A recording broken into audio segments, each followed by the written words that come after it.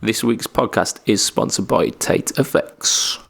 Go over to tateeffects.co.uk, check out some of their stuff. They do some pretty awesome pedals. They do the Raise the Dead fuzz, which is like a single knob, all the gain fuzz.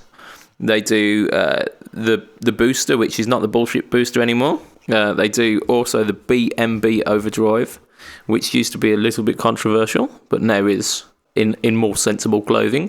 And if you'd like to win a BMB Overdrive, join our Facebook group, which is Facebook groups, and it's Fret Talk Podcast group, and follow Tate Effects on Instagram. And if you do that during the month of December, you are in the running to win a BMB Overdrive. So check it out.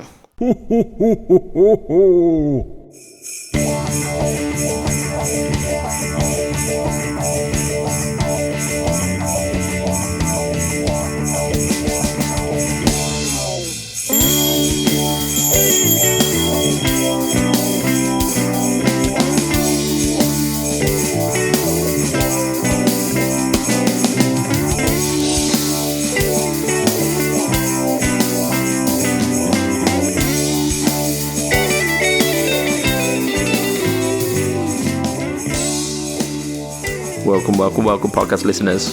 This is episode number 76 of the Fret Talk podcast. You are here with your host, Mr. Budget Pedal Jab. That's me. You are here with Mr. Ed and Tracy. All right, lads. Hello. You are also here with Mr. Matt Quine. Say hi, Matt. Hi, Matt. Way. So, just before we get into any casting this week, this is going to be the last podcast of 2018. So it's an extra long motherfucker this week. And that will have to see you through until the new year, when we will return at some point. You can see I've planned this. You've left that nice and loose. Yep. Yeah. It'll probably be, depending when the first Monday is, it might be the first week or the second week. I think the first Monday is the 7th. Yeah. The first Monday is the 7th. In which case, then, we'll probably be back on the 7th. Maybe. Sounds like a plan. Because we'll all be back at work by that point, so it'll be back to normality, won't it? Totally. Speaking of which, how are we? Knackered. Indeed. I'd love to say I'm knackered because I haven't slept in like 2 days, but I'm not. Cool. I really should have got myself coffee instead of water today, but I don't think you can have like a 2-pint mug of coffee. Oh, you can. Not and go to bed afterwards. Yeah, well, that's the plan. So, what we've been up to this week, guys? Been up to anything interesting? Anything? Band practice, getting ready for the single release on Christmas Day, and then just learning Dream Theater songs. So there's a lot to process there. So yeah, band practicing for a single release. What's basically? Well, I think by the time this comes out, it'll be very. When's this coming out? 24th. Before or after Christmas? 24th. 24th. So the day after, we're releasing our single off our new album. So we've been prepping all stuff for that, just practicing it, getting it really down and tight, ready for gigging next year with it and the rest of the album. So it should be good. Rockin'? It's not a Christmas song, is it? Is it? Fuck. Hey. That's the right answer. And what you've been using to track in the studio? I have no fucking idea because I haven't been doing it. Okay. It's been the other guitarist. It's his song, so I'm just like, you can record it, mate. You do all the work. I'll pay for it. I'll come in and take the glory. Yeah. Basically. Fair play. So, how about yourself, Matt? What have you been up to this week? So I had my only weekend off gigging for the year, so I spent it as a runner at a gig. So yeah, December I had 3 gigs in the first 2 weekends, then a weekend off, and then I've got three gigs in the last 2 weekends. So I thought with my 1 weekend off, I'd go and be a runner for a band that came over from the UK. So there's a group of trust companies who I couldn't even tell you what the names are, but there's like 15 companies all in one for legal purposes who had their Christmas dinner, and they brought over some covers band from London. I can't remember what they were called, but so the company that I do the sound and lighting for had been asked to like turn up with a sound desk and basically do the sound. Yeah. So there was a professional sound engineer and me there, and nobody's going to listen to this. The professional sound engineer spent most of the night getting drunk, and I spent most of the night doing the sound. But it was a shambles from day one. So the band had asked for a drum kit to be provided and a keyboard to be provided. Makes sense. And they turned up to the venue and went, "Where's the drum kit?" To which the guy who was running the event went, "What do you mean, where's the drum kit? Aren't you bringing it?" So that was a bit of a shambles. So I rang the drummer of my band, who does hire out kits because he's got like 30 of them, and said, "Any chance you can hire out a kit and get it here as soon as possible?" They were supposed to be sound checking at 3. They didn't get to the venue till 3:30 the first time, and that's where we found out that there was no drum kit, no keyboard. But anyway, we got that sorted eventually, and the guitarist was just going to use a Boss ME70, and because they'd been messed around, I was like, "Do you want to use an amp?" And he's like, "Well, there's no amps about." And I was like, "Well, there's an amp in the back of my car if you want to use an amp." He was like, "I do want to use an amp. Can I have your amp?" So yeah, I let him use my AT15, and annoyingly, he made it sound far better than I ever have. Oh, bless you. With a Boss ME70 in front of it. It's just, when you like listen to your own stuff and then you're like, why can't I ever get it to sound that good? Yeah, it's like, fuck. Maybe it's because I can't stand like in the middle of the room and hear it in the mix whilst I'm playing most of the time. Of course, yeah. Like, he just managed to get sound. He had an American standard, I think. Yeah. Strat. And the first half of their set was basically soul and funk covers, and it just sounded amazing. And then the second half of the set was more modern, up-to-date stuff, and he was like, even the drive tones that he was getting out of his ME70 just sounded fantastic. And it was just, when you question all the decisions you ever made about gear. Well, yeah, I mean, if someone can just rock up with an ME70, which is probably about 15 years old technology now, and it sounds good. He's just like, fuck, like, I've got at least, I've got like a couple of grand's worth under my feet, let alone like the guitar and the amp behind me. Yeah, exactly. Yeah. But yeah, no, it just sounded incredible. The band were absolutely incredible. They were all using in-ear monitors to like smooth through the thing. So like they did like 8 or 9 songs without any break at all.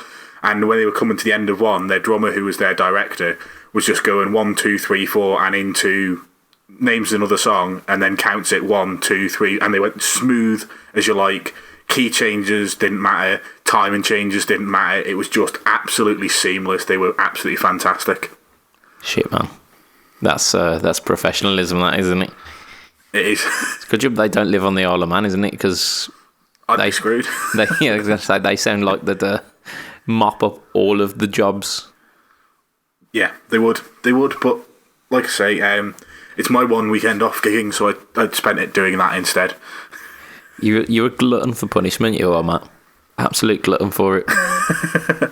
Yeah, well, to be fair, I did set up for 2 other gigs as well. I just didn't do them because I was at that one. Yeah. Fair enough.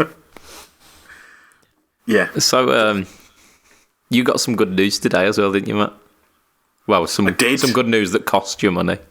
I don't mind it costing me money. I've finally got some exciting things coming towards me in the post. Indeed. So what's that saying?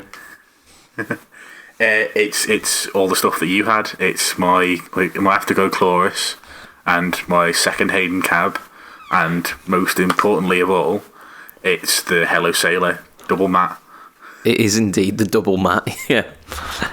And in with your stuff are a few little Christmas presents as well, Matthew. A few little Christmas presents. Few little Christmas presents.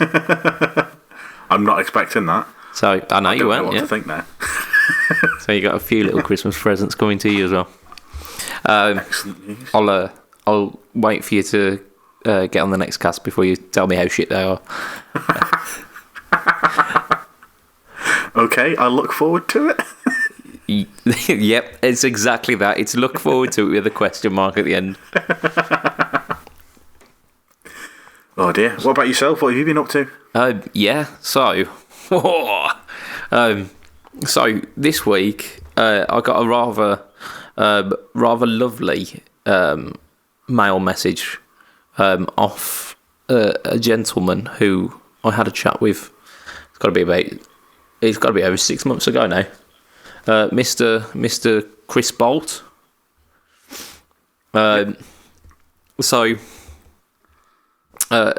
He's been messed about by a delivery company regarding my guitars, which he's been wonderful and been keeping me in the loop and all this jazz. And I've been a wonderful customer and been sitting patiently. But he said like this week he's got it nailed. So the delivery company who should have been doing it, who I'm not going to name for reasons, but rhymes with Schmermies. Yeah. So they've been sacked off. He sorted out like a proper courier for it, and hopefully this week, at some point this week, I'm going to be in receipt of a few early Christmas presents. A few? I thought it was 2. Is it 2 or is it 3? Yeoman's ordered a Bolt Flying V as well, the Ascent, and that's coming to me as well. Right, okay. So you've got an Ascent and an SG, whatever they're called. Yeah, the Brutalizer. Trog. Troglodyte. Yeah, it's the Trog or the Bruiser or the SG shapes. But the Trog is more traditional SG, whereas the Bruiser's got 3 knobs, I think. Yeah, it's more of like the Viper, isn't it? I thought they were the same shape.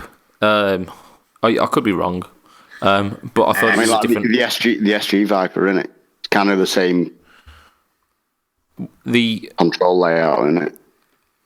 yeah. I don't know. The only ESP Viper that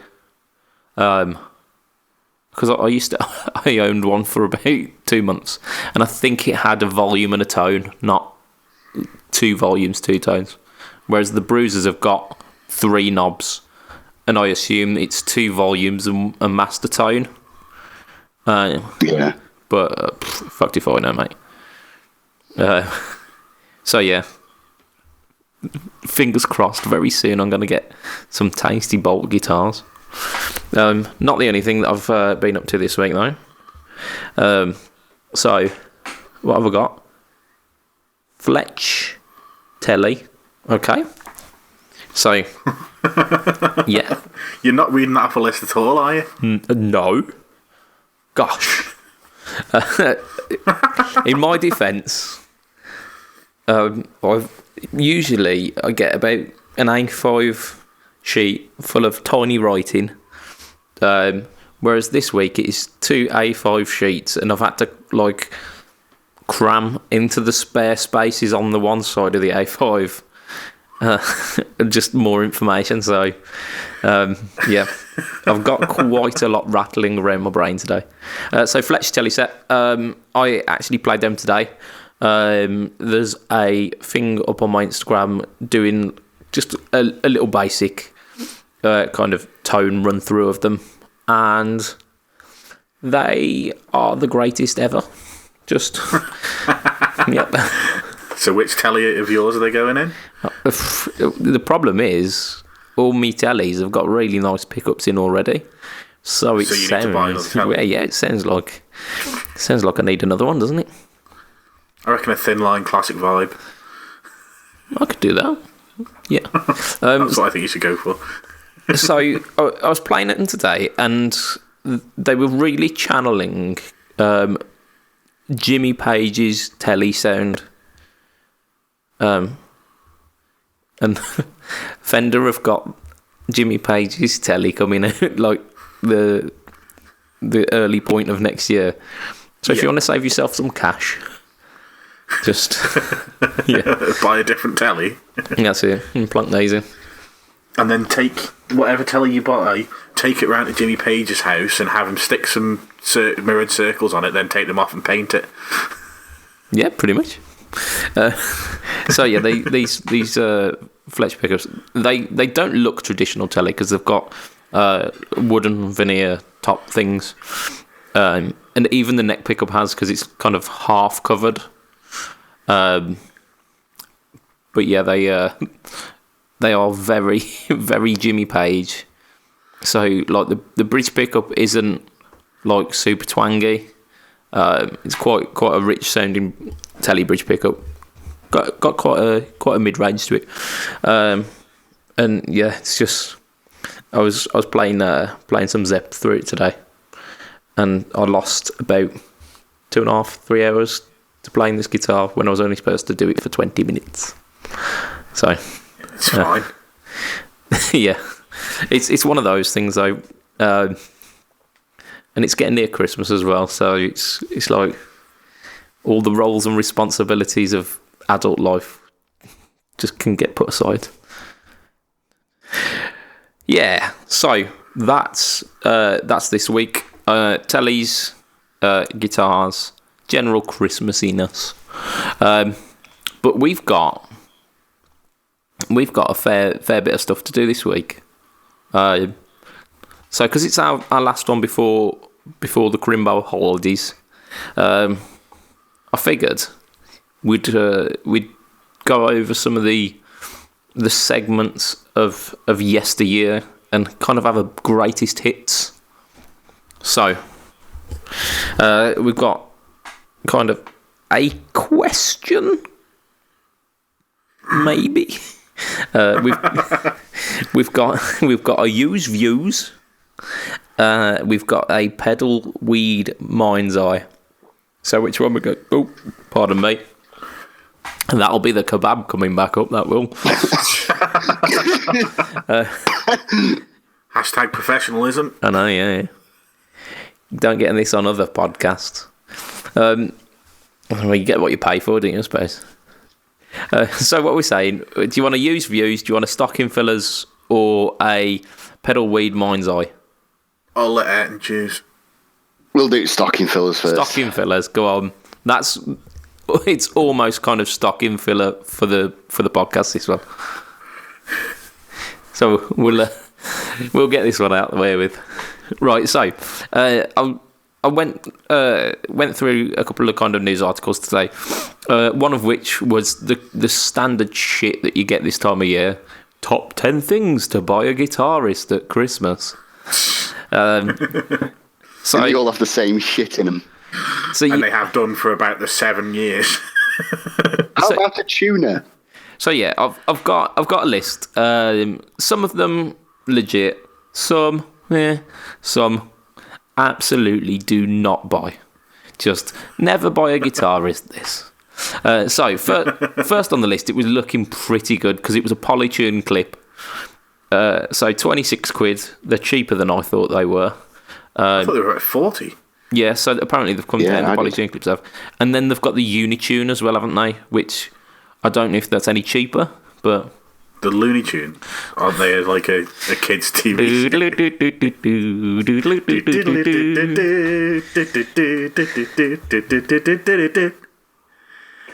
Yep. Start as we mean to go on. Sorry.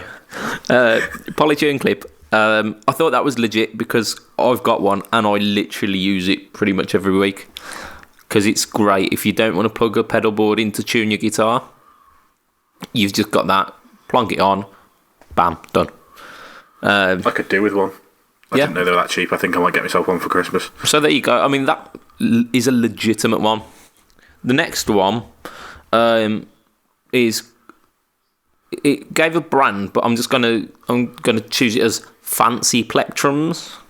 So like Timbertones and these different brands like V-Pix and Dragon Pix and all these ones. Fancy Plectrums. So Timbertones do. They do a pack of 4, which comes in a little tin, and they do you can have selections or 4 of the same ones. They're usually quite good. They're coming at about a tenner. So novel guitar picks, and I was using a Timbertone Rosewood Jazz 3 today, and it was quite nice. So again, it's not something that you might necessarily buy yourself, but if you got it as a present, you wouldn't be cursing at it. I've had 20 different wood type. Somebody bought me 20 different types of wood plectrum thingies. Why? Ooh. Actually, I think it was 19 different types of wood, and one was like antler of some form of animal. Fucking hell. I've no idea. Somebody bought it for me and to be honest with you, I couldn't hear the difference between all bastard 20 of them. There you go, Matt's seal of approval. Couldn't hear Maybe they're a not bastard difference. To be fair, I was about 17, so I was probably using Drive, which meant there was no chance I was ever going to hear the difference between them. No. But that's not the point. Yeah, I mean, tonally, they're not like leagues apart from other things. But they're definitely they're all right for like a treat every so often. I'll pull out the wood plectrums because they've got like weird resin ones as well.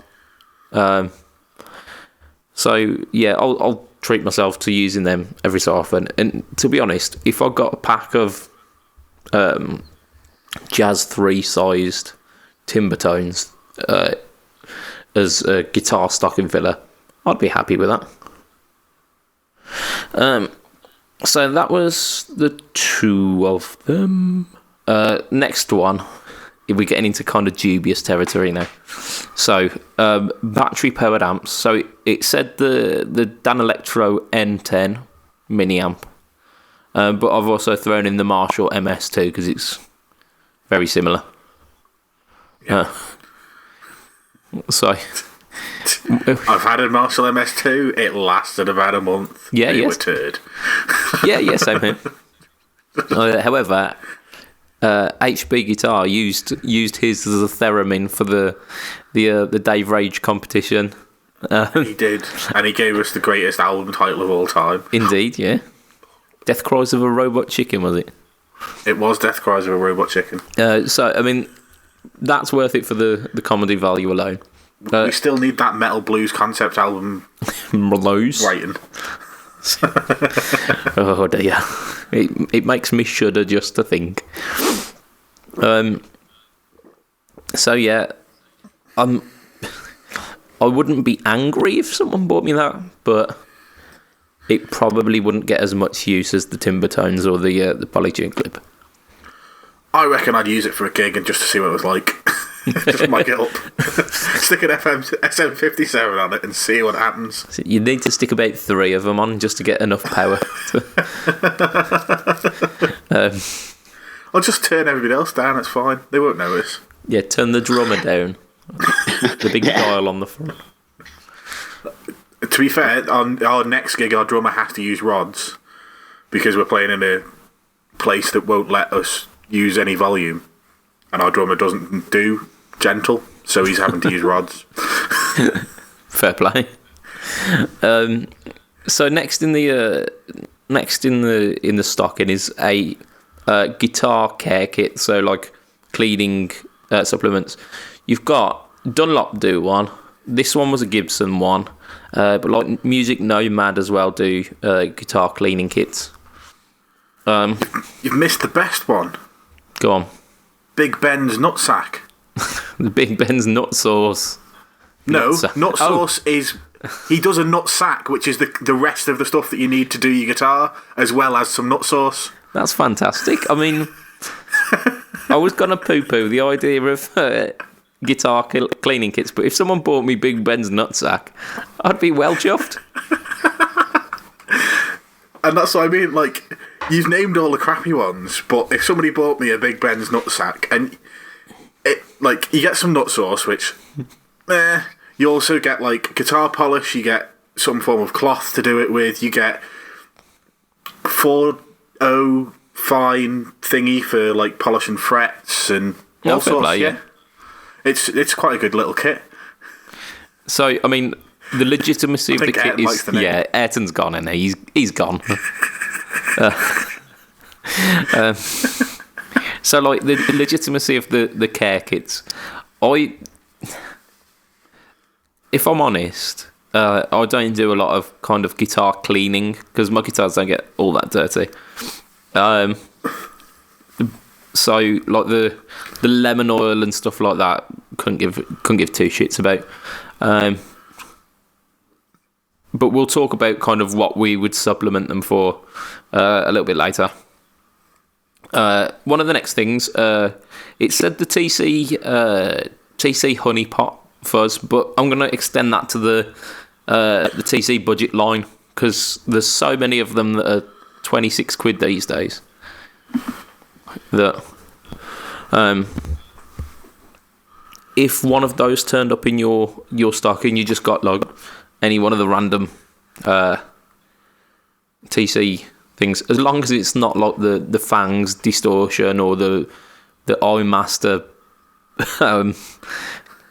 heavy metal pedal or whatever it was. Yeah.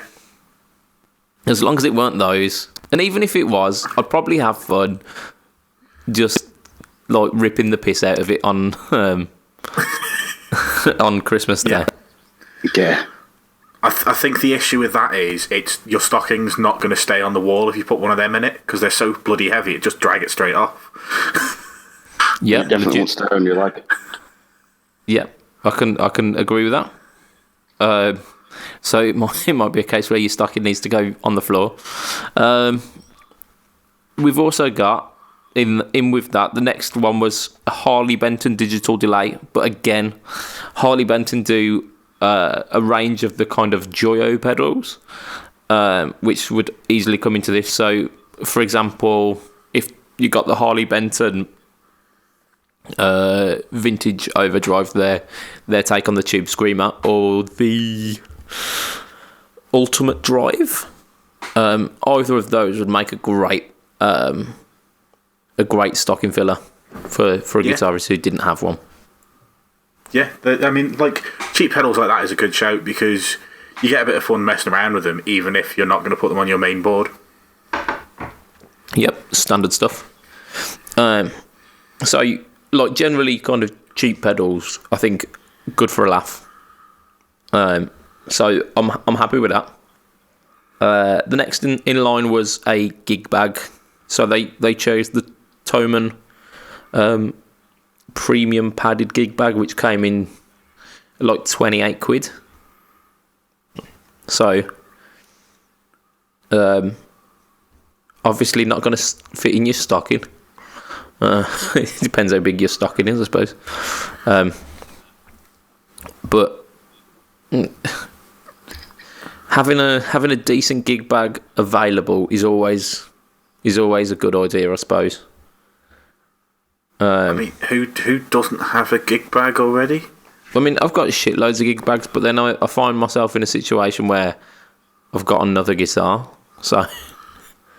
Oh yeah, but I've got plenty of guitars that don't live in cases because I don't have enough cases.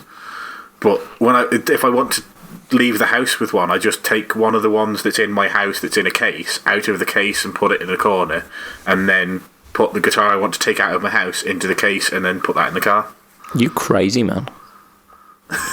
So the way it works because I have a guitar corner, if they didn't all live in bags, then they would all get damaged because they'd all be laying up against each other. Yeah, but you put guitar not in case, then guitar in case, then guitar not in case, then guitar in case, then guitar not in case, and then guitar in case. That's how my corner is. Nah.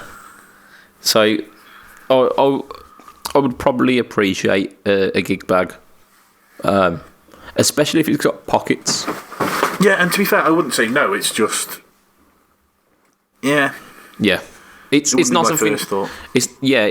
It's something that is like a nice little filler. Next one up. Tom and do a guitar or a bass toolkit. So a couple of screwdrivers, some Allen keys, stuff for general maintenance. Never have too much of that, I guess. Yep, same here. Like, because I've got 13 or 14 like soft cases. In about 3 or 4 of them live like full-on toolkits, so that I'm never without. Makes sense.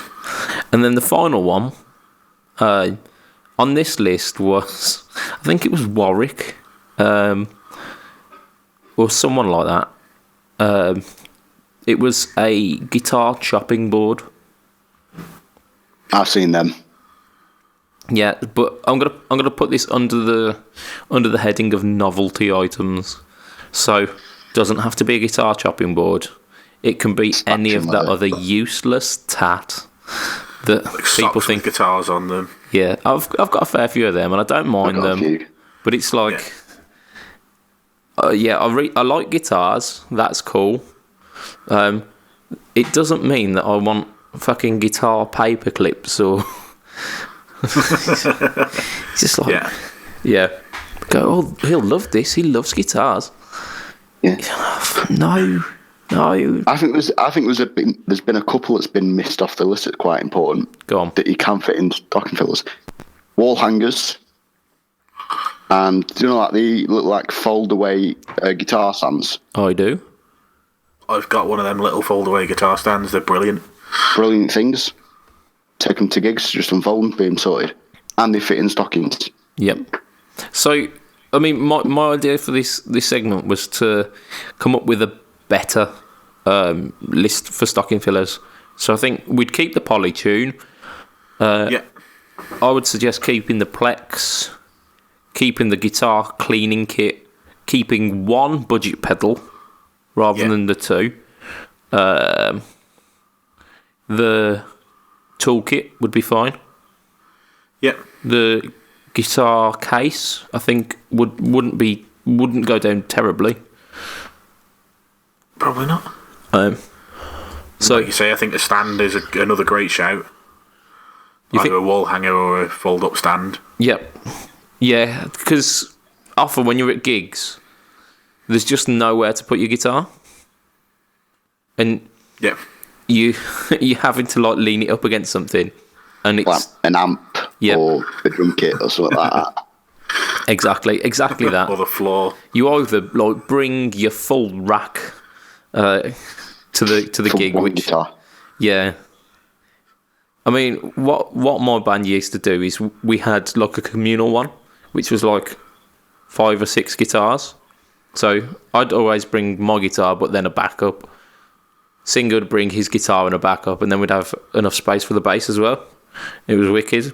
But if you're not that organised and you're not in cahoots with the rest of your band, you're leaning on your guitar up against a corner, essentially. So, Or you're carrying it round on you at all times. well, yeah, that's it. So That's great fun. that's a wicked shout. Yeah. I would also I'd throw in fast fret, Yes. because for guitar maintenance I use that quite a lot to hydrate the fretboard. It works just as well. There'll probably be some luthier out there going, "What? No, that's going to kill your guitar." It hasn't. I've been doing it for years. He does it tomorrow and that's it. His neck just breaks. That's it. All the those fretboards just rosewood come off fretboards just pop out the front of the guitar. Yep. Slap with. So, fuck. Yeah, One please don't do single that. Fret. Just all the frets just come out. They're all fretless now. So yeah, fast fret I'd definitely have. I have like tons of the little kind of carry cases of Vaseline. Do you know the little cylindrical, like tiny little cylindrical ones? Yeah. I use those to lubricate the nut as well, which is a lot cheaper than kind You of. use Vaseline to lubricate your nuts. I do indeed, because it's the gentleman's choice, and sometimes even scented Vaselines as well. So, because you've got, I mean, no one really likes going to the nuts today, but it'll make it a little bit more of a pleasure if it smells nice. So, Or if you've got a cold, you can use Vicks. yeah. I ain't putting Vicks on my nuts. No, not Sure, at it's all. going to sting. Like Yeah. that bloody tea tree or bloody stupid shower gel that they try and sell you. Oh, that stuff's Oh, yeah. brilliant. It will wake you up like nothing else. Oh dear. Right, sorry, what was that? And my question for your Vaseline is, do you grate graphite into it and make your own like graphite paste? With some of them, I do. I've got like 3 tiny coffee jars of graphite powder because I bought some off eBay, but they sent it in a little fucking plastic bag. So I had to decant it somehow. So I've got these tiny little coffee jars of graphite powder, and it works fine. But when applying the lubricant, the graphite Vaseline, to your nuts, make sure that you do it like using a bit of kitchen roll or some toilet paper or something, because if you ever try and get graphite powder off your fingers, that's a pain in the arse. If you ever try and get graphite powder that is covered in Vaseline off your fingers, nope. Don't. Yeah, it doesn't work. Alternatively, wash your hands after doing it. No, because it's a jelly. The water doesn't affect it. Waterproof. Yeah. So that's my warning. If you are going to make your own Vaseline graphite, which I did originally, I had like a bunch of these Vaseline containers, and I just stirred it around with my finger. Thought, oh, that'll be nice and easy. And then I had this black finger for the next 3 days. Like, fuck. Just like stains it. So swinging back onto the stocking fillers. One thing that I would happily have in every Christmas, birthday, Hanukkah, Kwanzaa, any of those guitar leads, just like a little, either 10, 15 foot, just a standard, not shitty quality, but it doesn't need to be anything special. It doesn't need to be like, I don't even know, a good brand of Planet guitar Waves cable. makes your own patch cables. Whirlwind have got lifetime guarantees. Fender Custom Shop. Yeah, Fender Custom Shop, yeah. I would happily have just a couple of those, just as like nice backups. So, Patch cables. yeah. Batteries. Batteries can get to. For the people that don't use power supplies. You mean for the people that are wrong? There is that. Or people who've got active pickups like myself. Yeah, some of those Again, require people that are wrong. two. And wireless kits. Of I course, use rechargeable AAs in my wireless kit. I'm tempted. How about gaffer tape? yeah, shit like Gaffer that. tape. Everybody needs gaffer tape. It doesn't. Don't have to be a guitarist for that though. Everybody needs gaffer tape. It fixes everything. Yeah. Also, as one final thing, because I think we're doing pretty well for time actually. Extension leads, Yeah. because you'll always go to a gig and they not enough won't have sockets. one. They'll have one wall socket and go, you need to plug in 2 guitars and a bass. Huh? The fuck? Yeah, so just a an extension lead. Surge protected, if possible. And if they've got USB ins as well, so you can charge your TC pedals. I've got one of them, and it lives in my pedal board. Exactly. So shit like that. I do have 4 power supplies on my pedal board. So shit like that is invaluable, isn't it? Or buy you other band members, because there's always some prick that always wants to use your extension cable. Yeah. I mean, you could take that extension cable, toolkit, leads. There's always some prick, isn't there? Guitars, amps. Picks. Yeah. Pedals. Get off me fucking timber tones. They were a Christmas present. Hey, I best get that cable back. That was off me mum, right? Yeah, my nan left this to me. So we've got another 2 segments. We have so we do. Use views or pedal weed mind's eye. Let's do use views first. Keep people interested.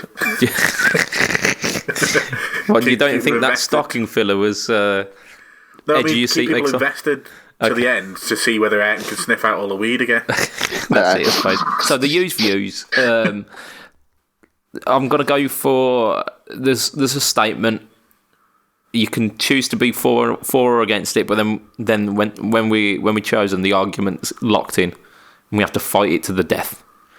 So the statement is: the most important piece of gear in 2018 was the HX Stomp. Do you want to go for or against? I'm going against. Okay, you're going against Ayrton. Against. Right, I'll go for then. The most important piece of gear in 2018 was the HX Stomp. Go on then, tell us why. So it does shit loads of stuff. It works as a USB interface, so you can use it as your kind of your home recording solution. It's not expensive in terms of like interfaces go. I mean, you buy just a straight interface like a Scarlett interface or whatever. That's going to cost you £100 anyway. These come in under 500 quid. So all the effects, all the amp modelling, you get an interface. I think Helix Native probably comes in at. I think we said it was like 360 or something like that. So extra £100, you get this as an interface. So that's, I mean, that in and of itself is fine and just awesome anyway. It also works as a fly rig, essentially. You could just take that to a gig, and use that. You could use it in conjunction with your pedal board as well, and have that as your kind of amp solution.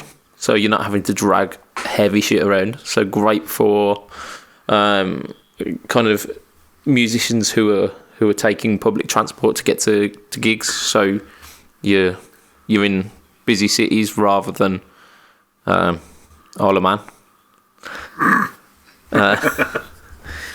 Yeah, I mean the popularity of the Helix stuff since its release has been pretty unanimous, and the fact that it's all of the stuff, like all of the like the amp modelling and the cab sims and all of that, where the HX effects was just the effects.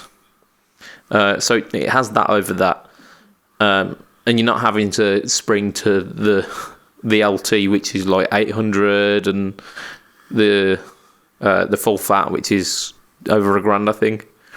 So absolutely beautiful solution. Yeah, I think I win. So okay, so let's start with your first argument. So it does lots of things. So does a Line 6 Pocket Pod. Is that the greatest piece of gear ever released ever? No, it's the most important piece of gear in 2018. I didn't say it was the best piece of gear. Okay, is the Line 6 Pocket Pod really important because it does lots of things? It was important when it was released.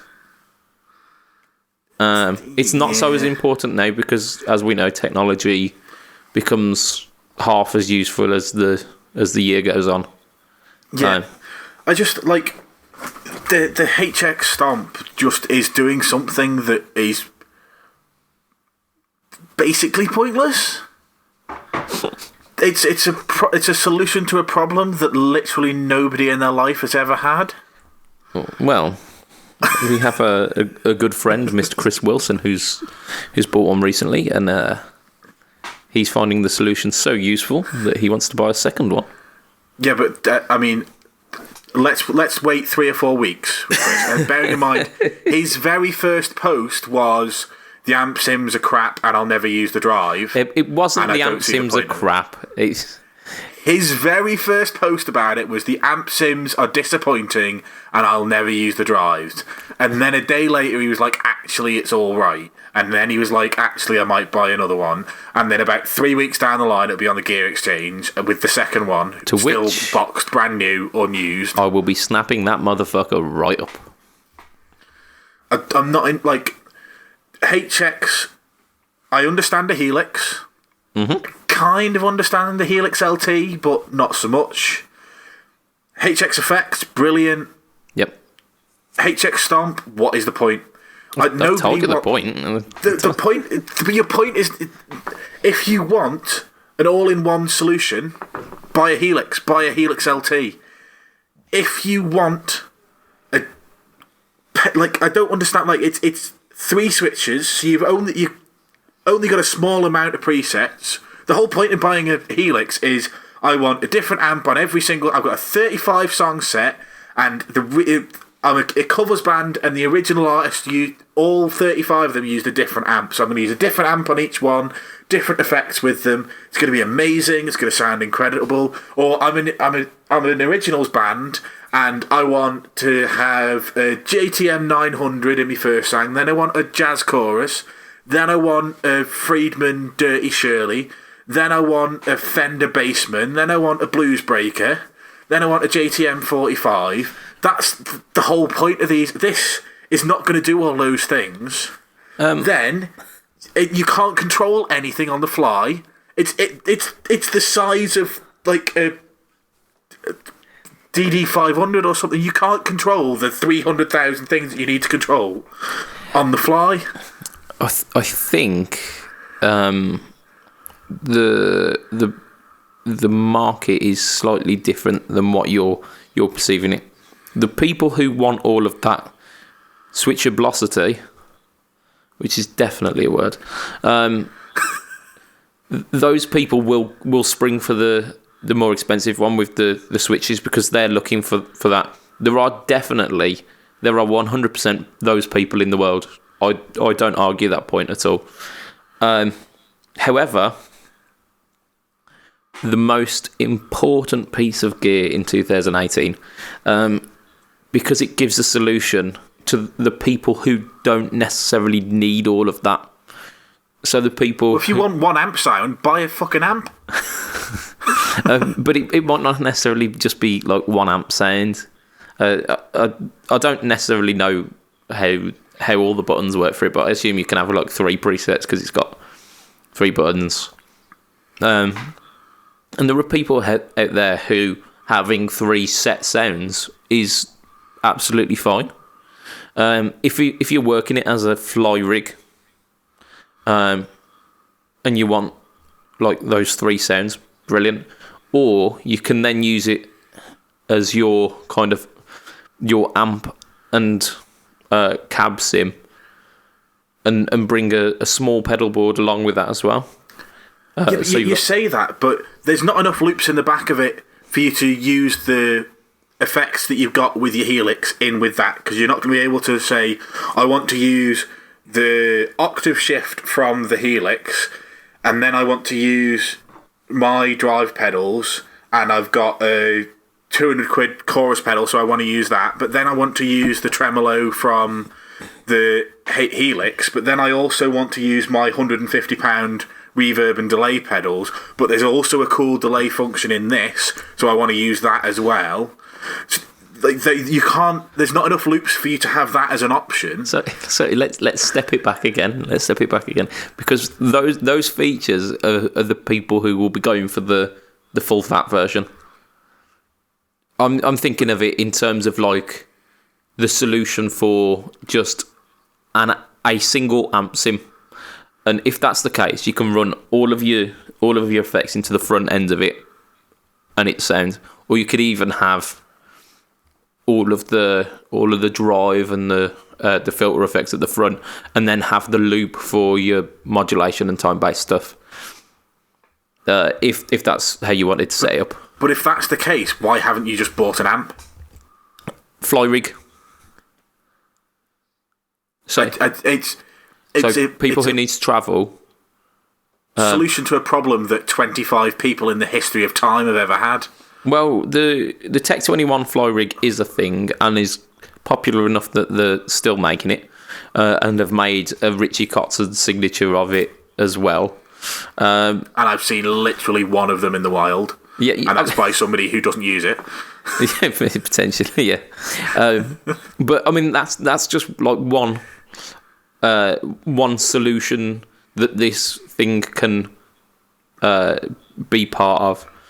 There's also the fact that you can use it instead of having it as having Helix native on your computer and then taking up the CPU processing power of the computer whilst you're recording.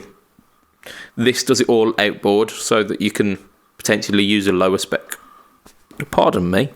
You can use a lower spec computer like the one that I've got, so that it's not going to make your computer die a death. And you can do very good simulated sounds. And then there's the old boys who want to get into the modelling thing but don't want shitloads of effects, and just I want the sound of a Marshall cranked, and potentially I want that with a boost pedal for my lead, and then this becomes that solution as well.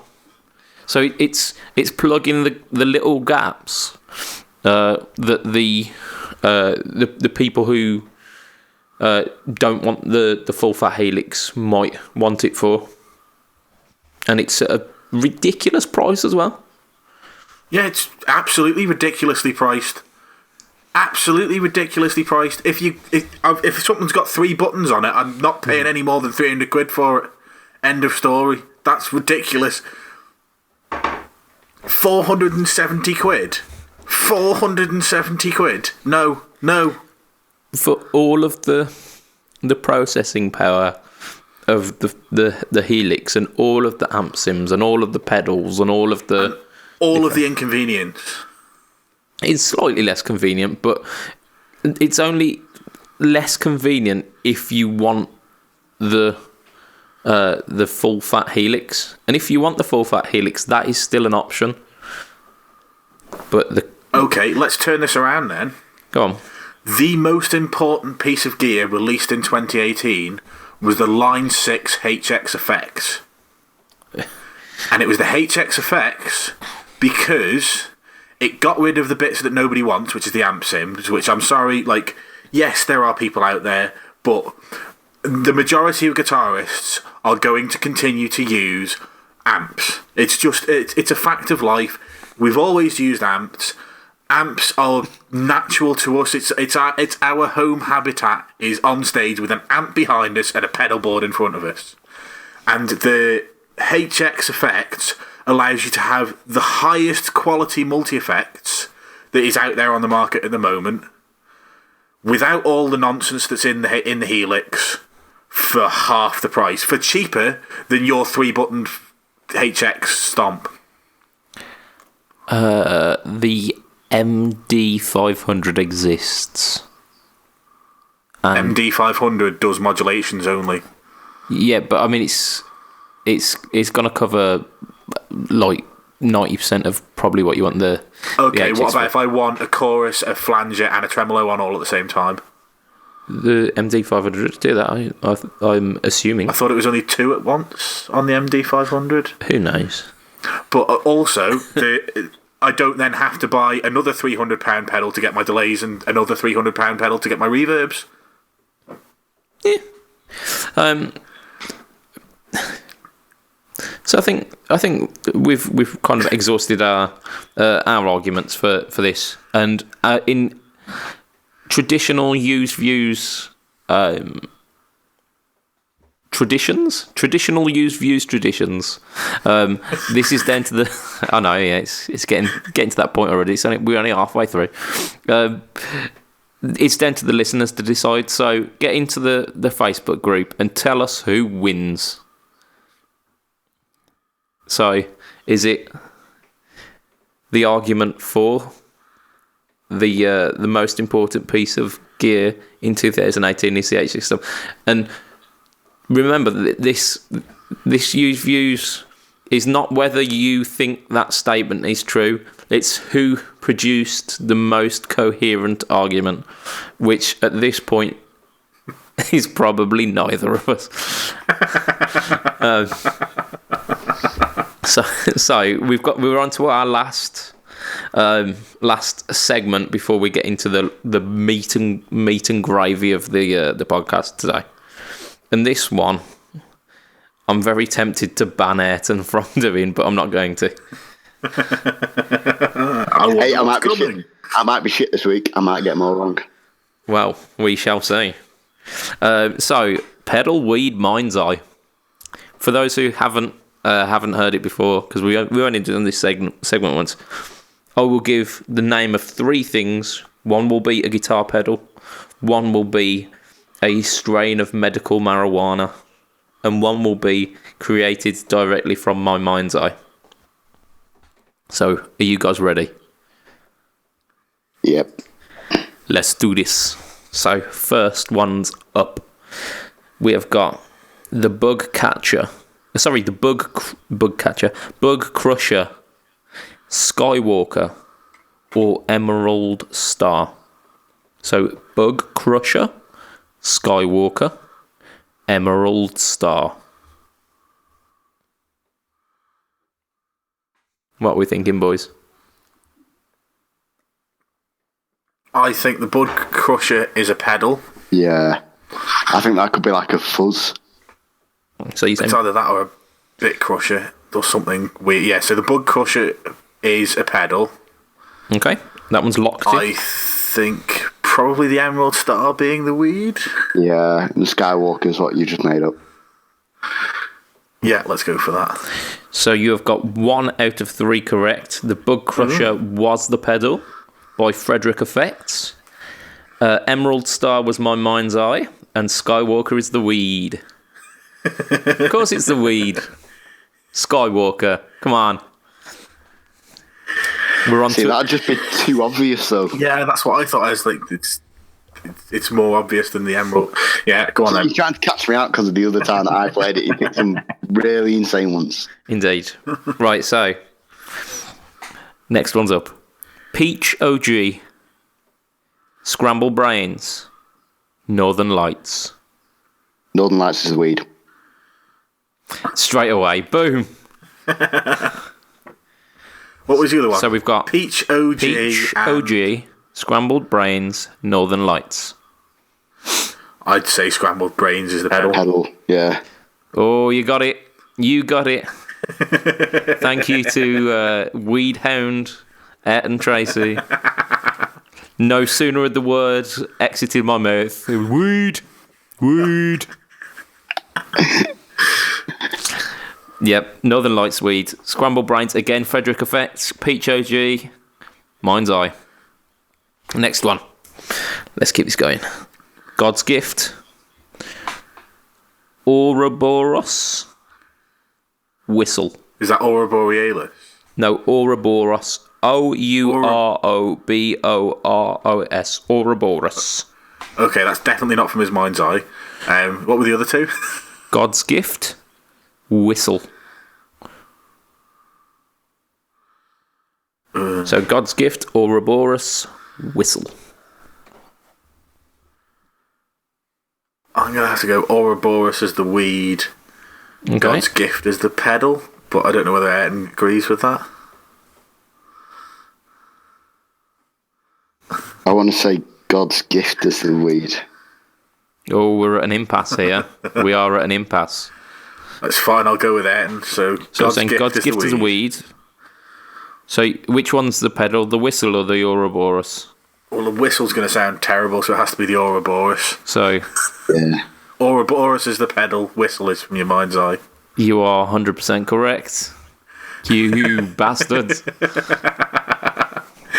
He's got a spidey sense, but for weed. Weedy sense. That's it. My 420 sense is tingling.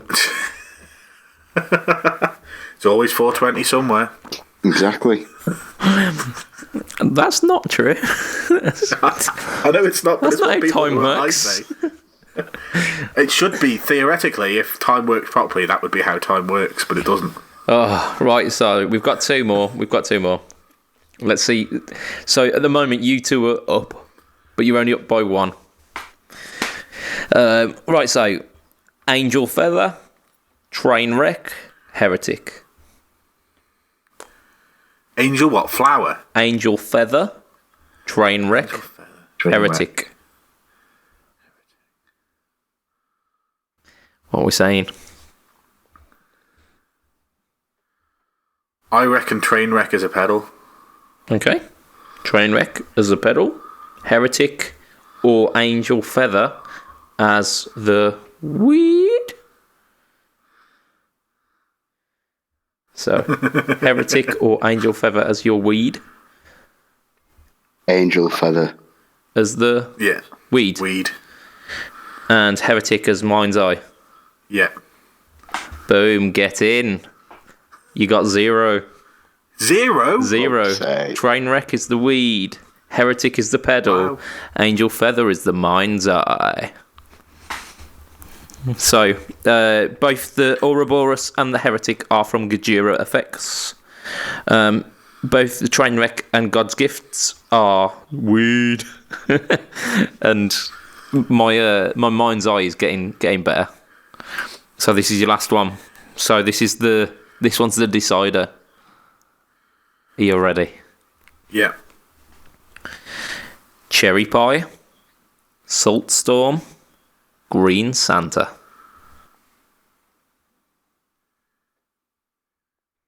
Cherry Pie, Salt Storm, Green Santa. Cherry Pie's weed, I want to say. Do you agree, Matt?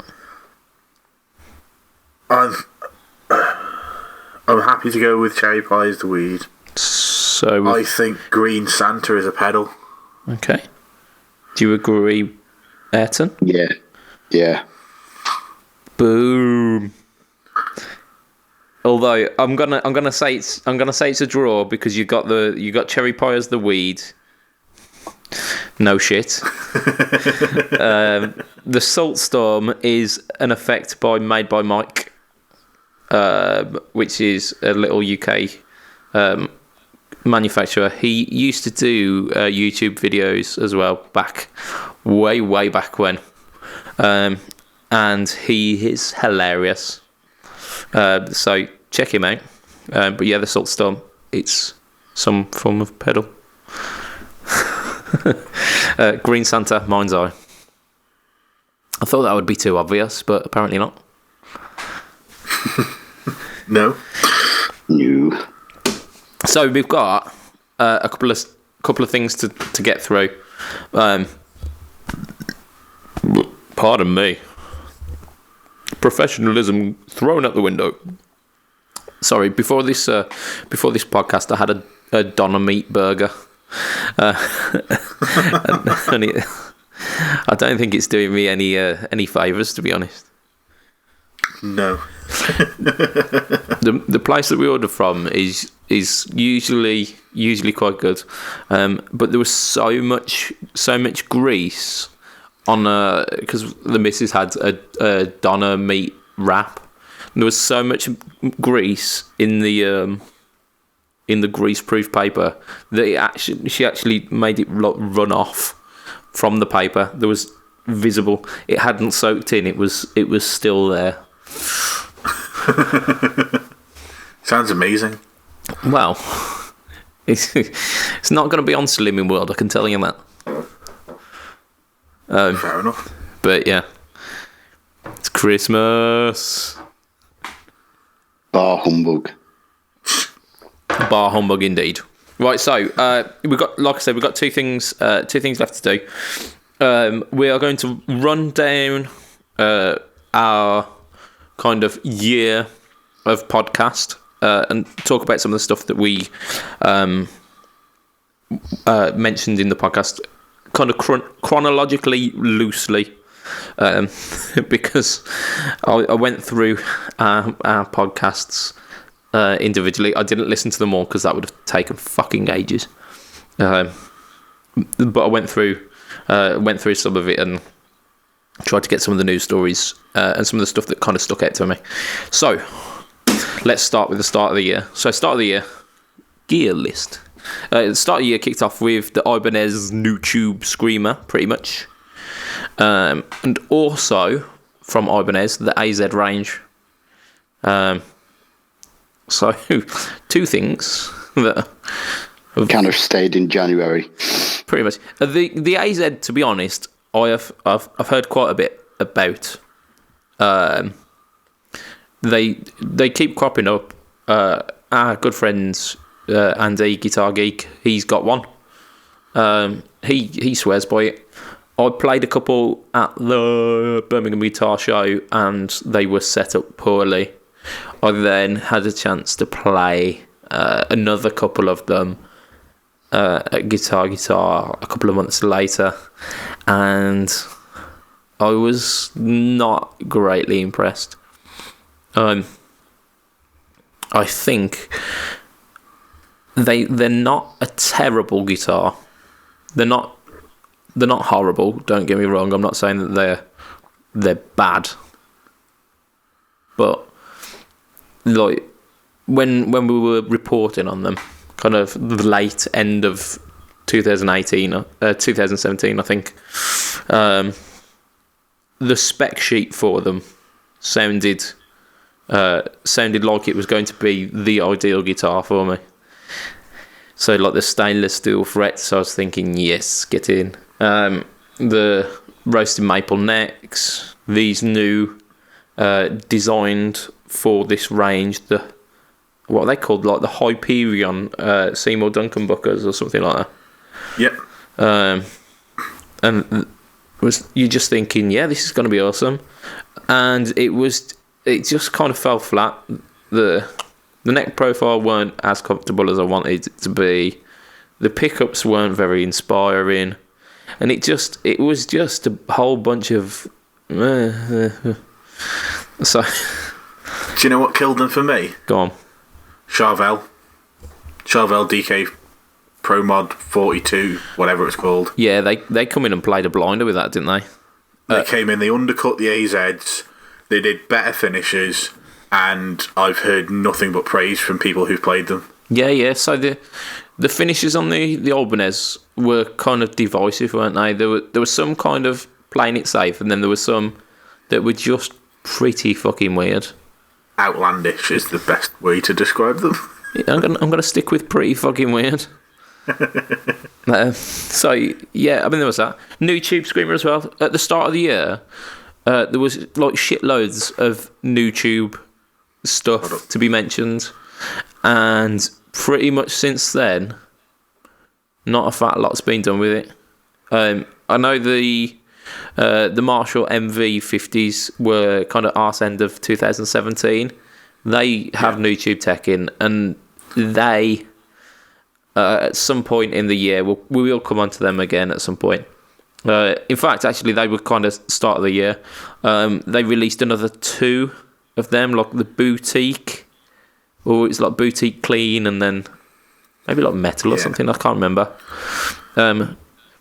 But if you weren't paying attention to them or the Ibanez NewTube Screamer, you could have blinked and missed the kind of YouTube phase. Yeah. And I think we were being quietly confident that it was going to be a new thing as well. Well, it's happened a couple of times in like the last 5 years where a couple of companies have gone, here's what we're doing with new tube technology, and people have gone, great. And then you've heard absolutely sod alls after that press release. Yeah. And I just don't think they're ever going to catch on. I think the biggest problem they've got is new metal, nobody likes it, and they've taken the new from new metal and put it in front of tube, and it just... Yeah, it's... Yeah, I mean that was my argument about it when we mentioned it first time, that the name puts people off. But I think even beyond that, it's regulated by Korg, isn't it? Because it's Korg technology. Yeah. And I think that is enough to have put people off. It's a bit like mini disc was in the early 2000s, and it was governed by Sony. And it was like superior in quality to the MP3, and it was gonna be like the Jesus Christ of the audio world. It was gonna save the sins of the MP3 and the streaming, and then it just never did, because it was more hassle, and it was restricted, and it was expensive. So it was turd. My brother had a mini disc player, and the quality was brilliant. It sounded great, but it took hours to burn stuff onto the mini discs, and yeah, it was just it. Yeah, they were like it didn't catch on. So it was never going to catch on. So I think the only thing I had on mini disc was a Lego Dimensions game. I didn't even know they did games on mini disc. Yeah, they used to do PC games on mini disc. Okay, cool. Because I had to get a new tray for my PC that had a separate slot. Yeah, the little slots in. Do you remember CD trays? Do you remember when they used to be a thing on PCs? Ed probably doesn't know what a CD tray is. Fuck off. Damn right I do. Cheeky twat. You're like 13, aren't you? So yeah, I mean, another 9 years. New tube is pretty much the mini disc of the guitar world at the moment. And the Ibanez Tube Scream, a new Tube Screamer, should I say, was boasting some pretty cool features, like the blend control, which Stuart Tate has come in and swooped in on that one and just went, yeah, I'm going to use that with the Antares drive, but his actually makes more sense. So yeah, new Tube Screamer. Haven't really heard a great deal about that since. I'd go further. I don't even think it's the mini disc, because I think people that actually use mini disc, I think it's the HD DVD. In terms of nobody ever had one, because they were the stupidest things in the world, and Blu-rays came along and just won. They did. So, moving on to the next thing, kind of wrapped up with that that kind of same stuff. The Marshall Origin. Again, I mean, I've heard more about the Origin, and I keep hearing it bandied around as an alternative to kind of lower wattage stuff. So almost in the same breath that people will say the Blues Junior or the AC-15, they'll go, oh, and the Marshall Origin 20 as well. So yeah, I think largely it's taken its place as a contender in that market. I don't see many of them about, but you just mentioned Stuart Tate. He's got one. Oh yeah, of course, yeah.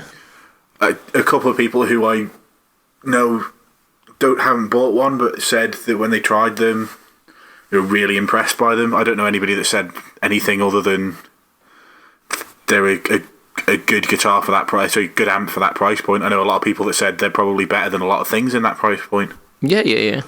So I'd look to get my hand on one if I could. Yeah. I was at the Birmingham Guitar Show, and Ollie was playing one on the Marshall booth, and despite Ollie's playing, it sounded great. Burn. No, it genuinely did sound really good, and Ollie was doing it some justice as well, which was good. So the Marshall Origin, kind of sleeper hit, but not really made massive waves. But it's doing its part for the Marshall name, because I think over the past kind of decade, there's been some... Marshall have sullied themselves. Yeah. I mean, they've done stuff like the Astoria range, which was... Was that a different coloured one? Yeah, a step in the right direction. But they were very prohibitive cost-wise. Whereas the Origin is the right price point, the right kind of product as well. Well, that's it. They're finally competing with Vox and Fender. Yeah. Their competitors. Yeah, and listening to the fact that people were saying we need like low-powered Marshall heads, and yeah, they responded to that by bringing out like 5-watt heads, and he's just like, we didn't mean a Marshall Class 5. Yeah, not really, but it weren't the Class 5, was it? It was like a 5-watt Jubilee and a 5-watt. Oh yeah. JCM and stuff like that. And it was just like, yeah, they're brilliant. Fair, if you want the one sound, you want the driven Marshall sound, you want to crank it, all good. But these give that versatility that the Origins do. So cool with that. Squier, they brought out the Contemporary series, which had a Contemporary Strat and Telly. Yeah.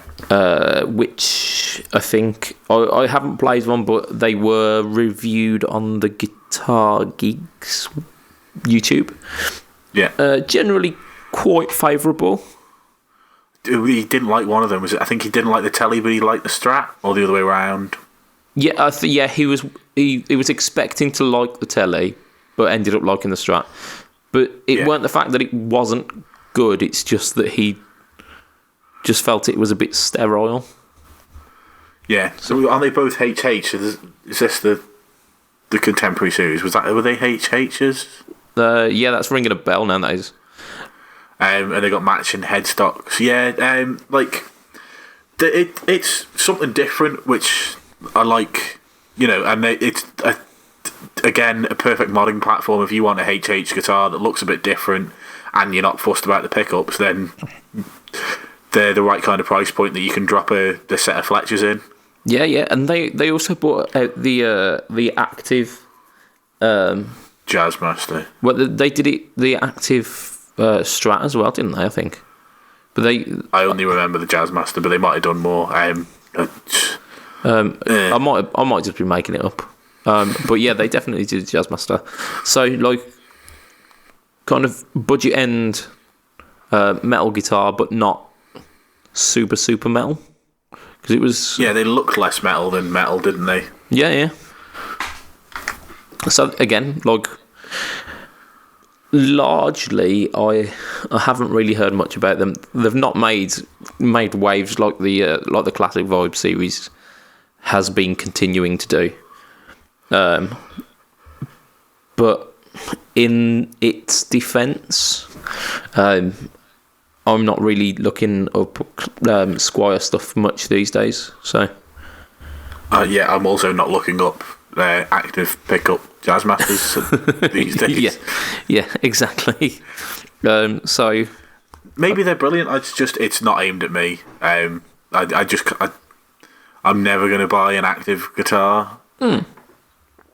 But he says owning a Line 6 Helix. Okay, I'm never going to buy an active pickup guitar in that sound is not for me, because I don't need the ultra clean that they can do, or the ultra compressed drive that they can do.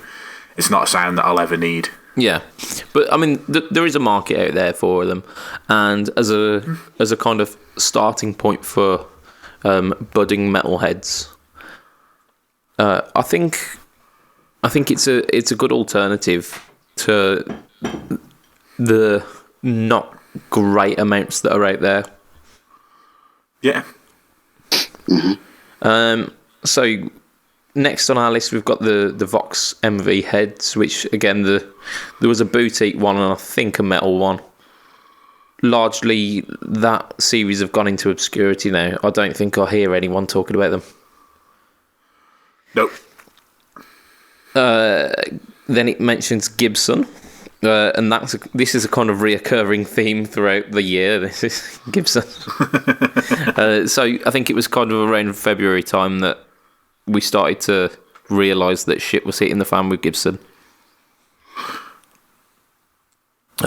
Sounds about right. They also decided not to turn up to NAMM as well around that time. Yeah. Which was an odd choice. And they went to, was it CES, the Consumer Electronics one instead? Yeah. And had some bloke walking around with that Star Trek V. James Nichols. Yeah. Was it the Star Trek V or was it a normal V? I can't remember. I don't know. But yeah, they made some interesting choices. I noticed they're back on the list for NAMM this year. They are, yes. Yeah, they've seen the error of their ways. It's because Henry's gone, isn't it? Yeah. Long live Henry, R.I.P. That's it. Then we got the Birmingham Guitar Show, which largely contained a lot of those things. The Ibanez, the Marshall, probably had Vox there at some point. But I managed Honey Boy. Yeah, Honey Boy was one of the ones that I was going to mention. Because I managed to listen to the demonstration of the Origin and obviously hear Ollie play it. I didn't get to play it myself, but that impressed me. I managed to play some Supro amps, which, all right.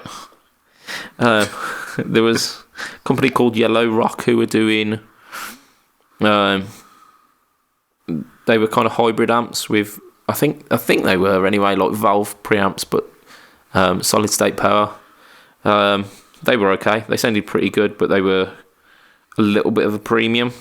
And for having the solid state power, I was kind of on the fence about them. But then I got to try the Honey Boy, the 5 and the 18, which were the only ones that were out at that time. He's since made the 30. 30. Yeah. But yeah, both of those amps absolutely blew me away. And I'm still trying to figure out how I can release some equity to to perhaps put some money down for one of them. Procure one. Indeed, secure. Yeah, that's very, very business of you. So yeah, that's one of the things. And one of the things that was exciting me at the guitar show, which I haven't really seen much since, is the Hot One. I think it was called the Pedal Commander, which is the pedal switcher. Oh, the weird, like really easily programmable pedal switcher. It was like 4 loops. That we've not even seen in a store yet. No, I mean that's the issue, that I don't see Hot One pedals in stores at all. It's a shame as well, because the stuff that I've tried from those guys, absolutely brilliant quality. So next bit of news, we're firing through these. Brilliant. Did you not meet some Dutch friends at that one? The Nexi. Were they not at the Birmingham Guitar Show? They were, yes. Which is how I know that they are Dutch, and which is why I've wielded a rather racist accent a few times this year. And there will be no more of this racism. It's not cool, guys. Okay. Why would you close the podcast with that accent? It may very I well reckon you happen. could do a full podcast with that accent. Hi guys. From starting this very second, just finish it off in the Dutch accent. This is No, he needs to start from scratch on a new one. this is episode number 77 of the Fretto podcast. You are here with your host. It's the chilled out pedal guy. I think that will work. Might do. It really confused people if we returned and I just had that accent. Just continued it on for a year. Yeah. And then do another accent next year. No explanation. So after that, there was a huge shitstorm of controversy about a PRS. Silver Sky? Was it the double cut 24? No, it wasn't that one, because that one is just shit. Not a shitstorm of controversy. PRS Silver Sky, John Mayer signature, essentially PRS Strat. The internet was not kind to it. That's a polite way of putting it. It very much is. However, I still hear about the Silver Sky these days, mainly off the omens who's saying, I'm going to buy one, but no, I still hear about them these days. They have very much cemented themselves into the guitar communities. Yeah, they're very much a part of it, and I can understand why. I've tried one. They are very, very good. They're expensive, don't get me wrong, for what is custom shop Strat money. You aren't getting Right. yeah. I mean, you're getting like a padded gig bag rather than a case. It is a production model, and the colours still aren't super exciting,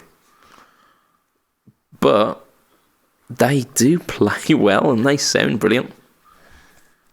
I mean, my issue with these is you're less than 600 quid away from the exotic guitars. And the exotic guitars are better than the Sir. And, like, I just cannot see a production line PRS being better than those, unfortunately.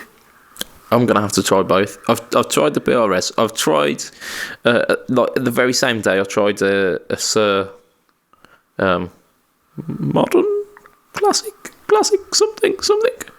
The Strat style ones are the classics. Yeah, the classic.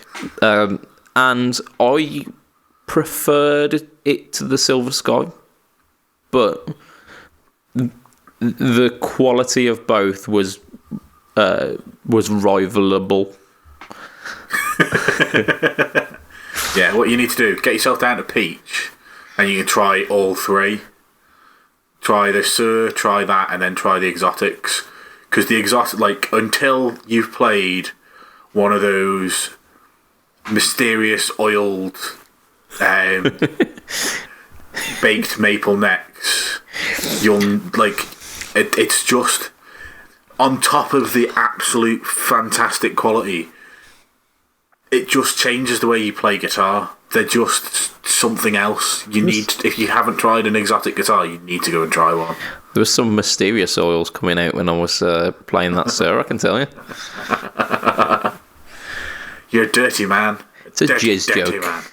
It's a jizz joke. I mean, we're past the hour mark, so it had to happen at some point. Wait until we get later on. No. So I'm hovering over the mute button. So yeah, Joe Bonamassa 59 Twin. That was a thing. Yep, pretty much. Yeah. I'll agree with that. A Then load of wank. the Parallel Universe stuff, Fender Parallel Universe stuff, the News Pinata.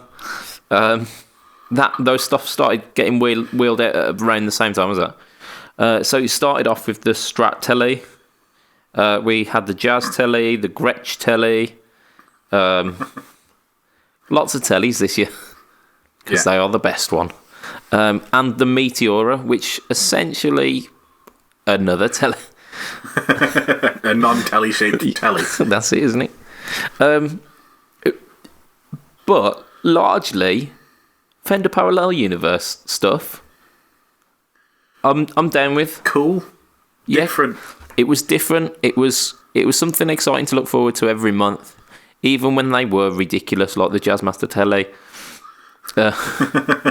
And a Jaguar Strat. Yeah,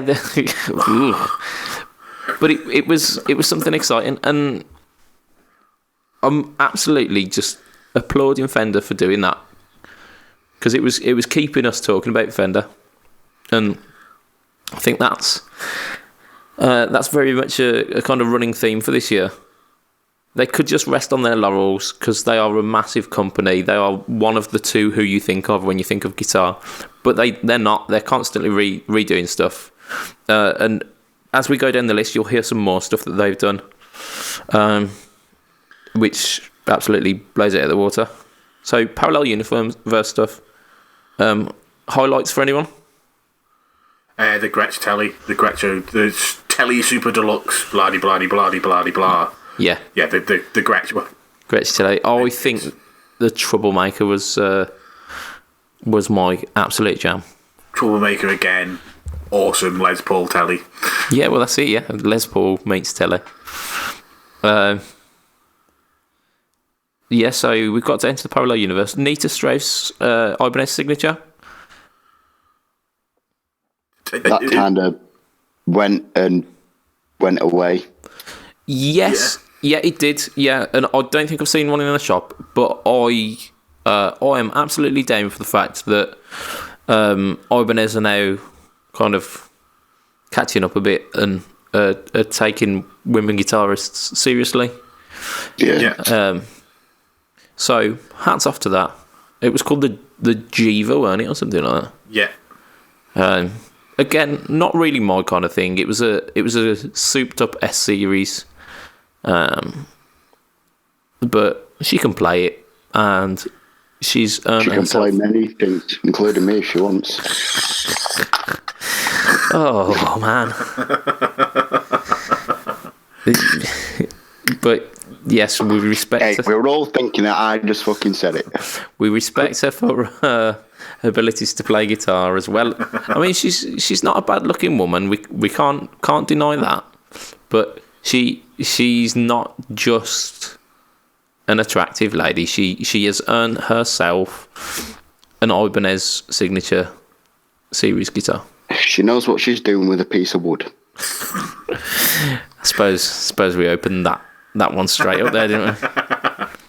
Yeah, So, I mean, that was always going to happen. But yeah, no, I just totally agree with your sentiments. Like, Ibanez finally having women as signature artists is good. It's nothing but good for the industry. yeah, and I think at the time, and I mirror the sentiment now as well. Actually, is that it's a signature series that's not just given to her because she's a woman.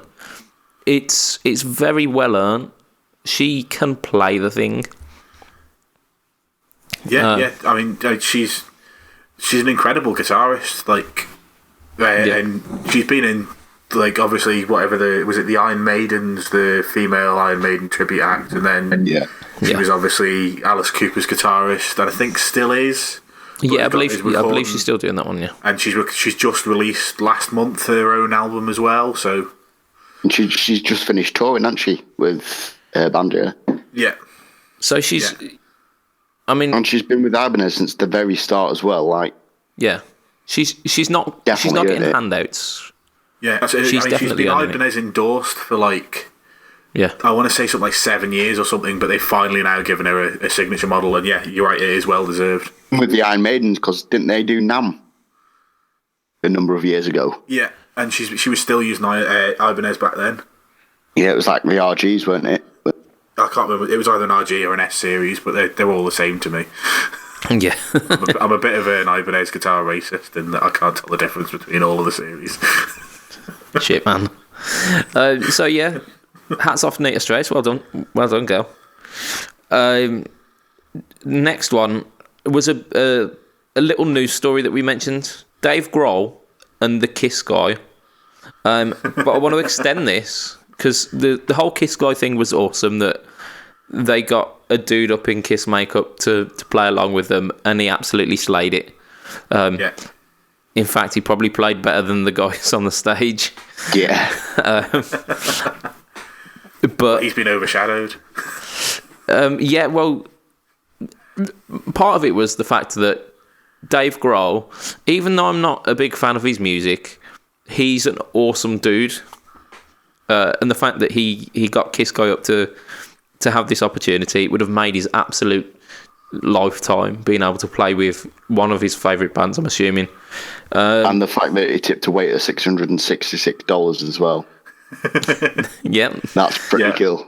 But also, maybe like a couple of months back, he got a little 11-year-old kid up onto the stage and got him to play some tunes, and they like jammed a Metallica tune, played some other tunes, then ends up giving this kid his guitar, essentially. Yeah. Yeah. Because he's a legend. Yeah, he's just like, oh, I'm coming to the end of my tour. I won't need all these. Here you go. You go off stage with this guy, and he'll pack up one of my guitars for you, and you can have it. Just like absolute legend. That's Just there, like, fuck, why wasn't I there? I don't think he'd have given you the guitar though, because you're not 11 years old. Yeah. You said earlier. Yeah, I don't No, I'm think 10. this guy got a guitar. I don't think that's the deal. You get up on stage with Dave, and you take your pick. So yeah, there was that, and then kind of around that same time, interview series started. We've done some pretty fucking banging interviews, if I do say so myself. It's me blowing my own horn. So we kicked it off with the amazing Mr. Adrian Thorpe, who this year has done. So it's the Fat General and the Field Medic were kind of being released at the time, but since he's released the signature pedal of Mr. Pete.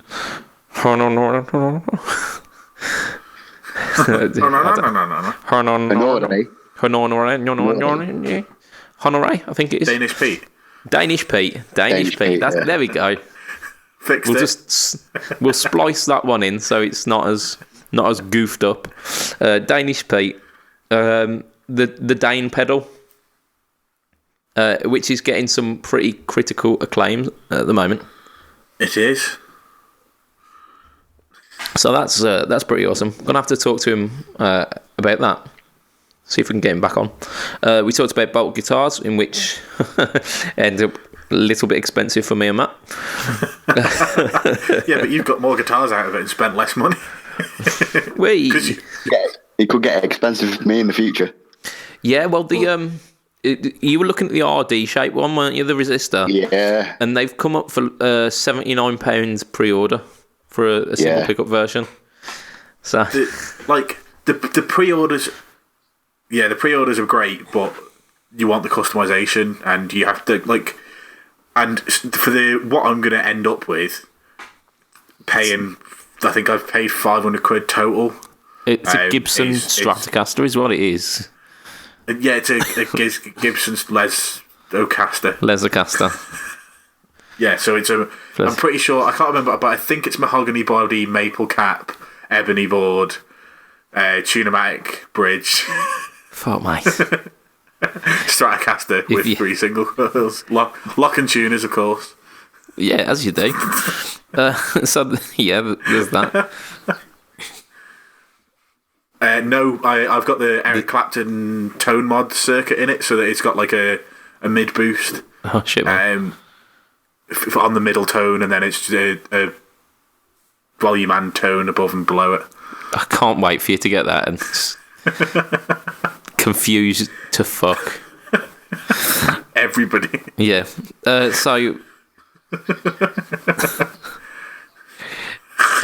So we did Thorpe, we did Bolt, Tate Effects as well, sponsor. I'll mention him here because this is the last one for the year, so I think this is his last sponsorship point. So there you go, tateeffects.co.uk. Check his stuff out. BMB Overdrive is actually fucking awesome. It's a like a modern sounding distortion pedal. It kind of nails that kind of alternative 90s punk and alternative sounds. But it does like crunchy blues. It does almost fuzz sound as well. And I didn't expect to like it as much as I did. And it's going to be really hard come January when we're giving this away. And I'm going to have to post it.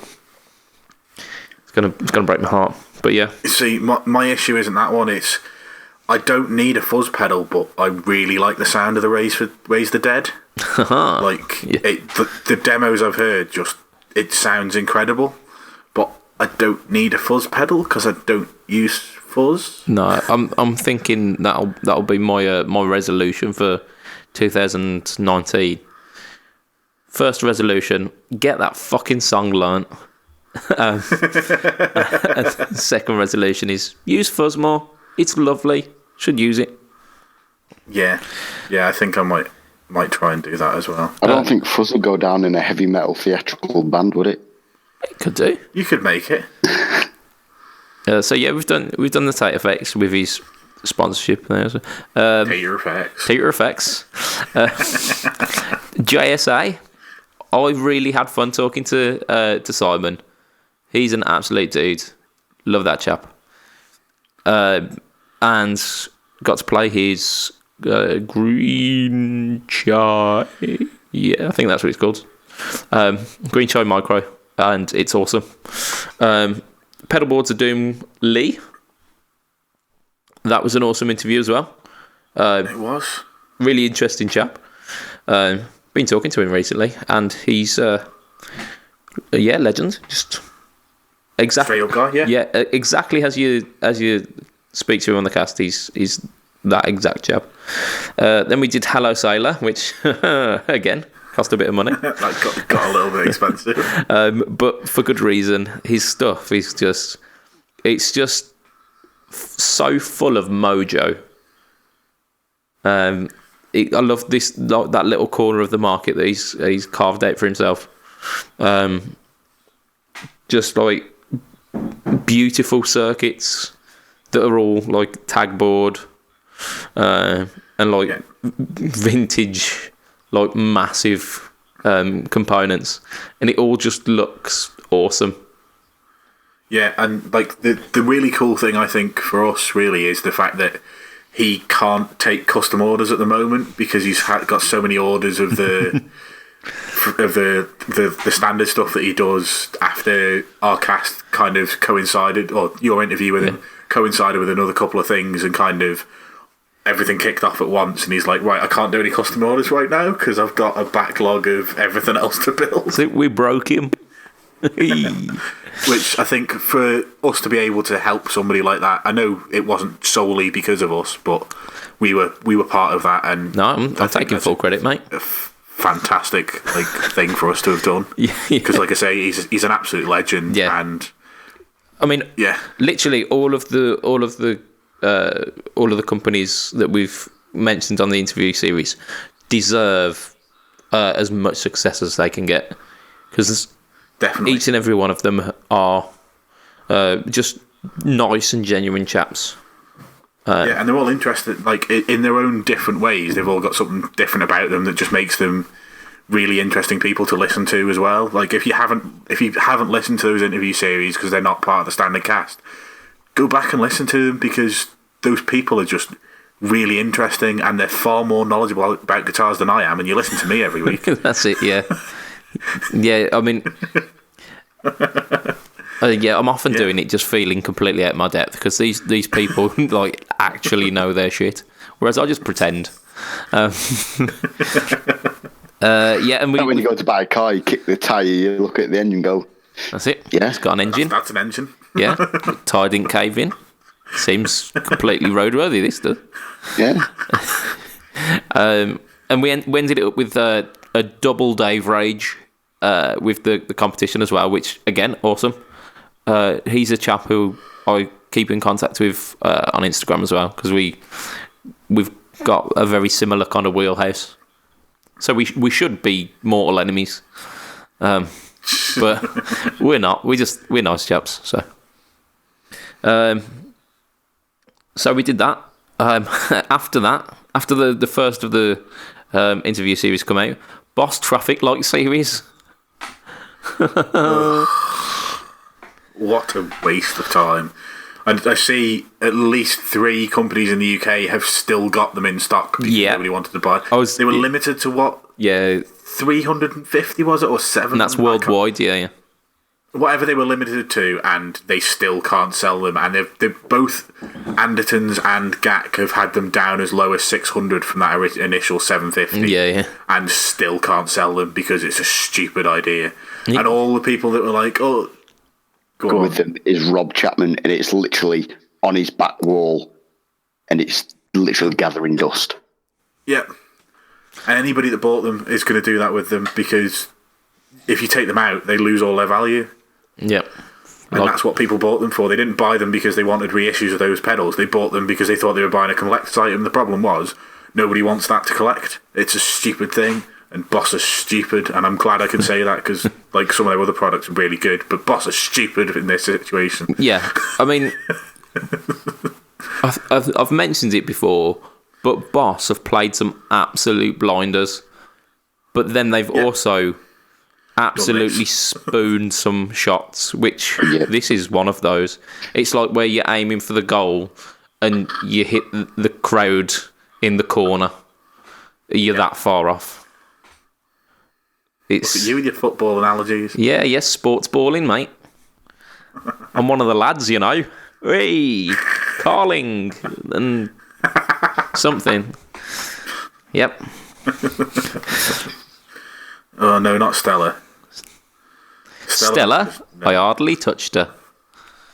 Whee! That's what them fucking the traffic light pedals should be called, Stella, because nobody wants to touch it. Yeah. What? And you have to beat your wife to buy them? Oh, we've took a turn. We have taken a turn. You if you buy them, because no one fucking wants them later down the line. So they're the anti-Stella. Yeah. Sure, I've got an anti-Stella. Fast.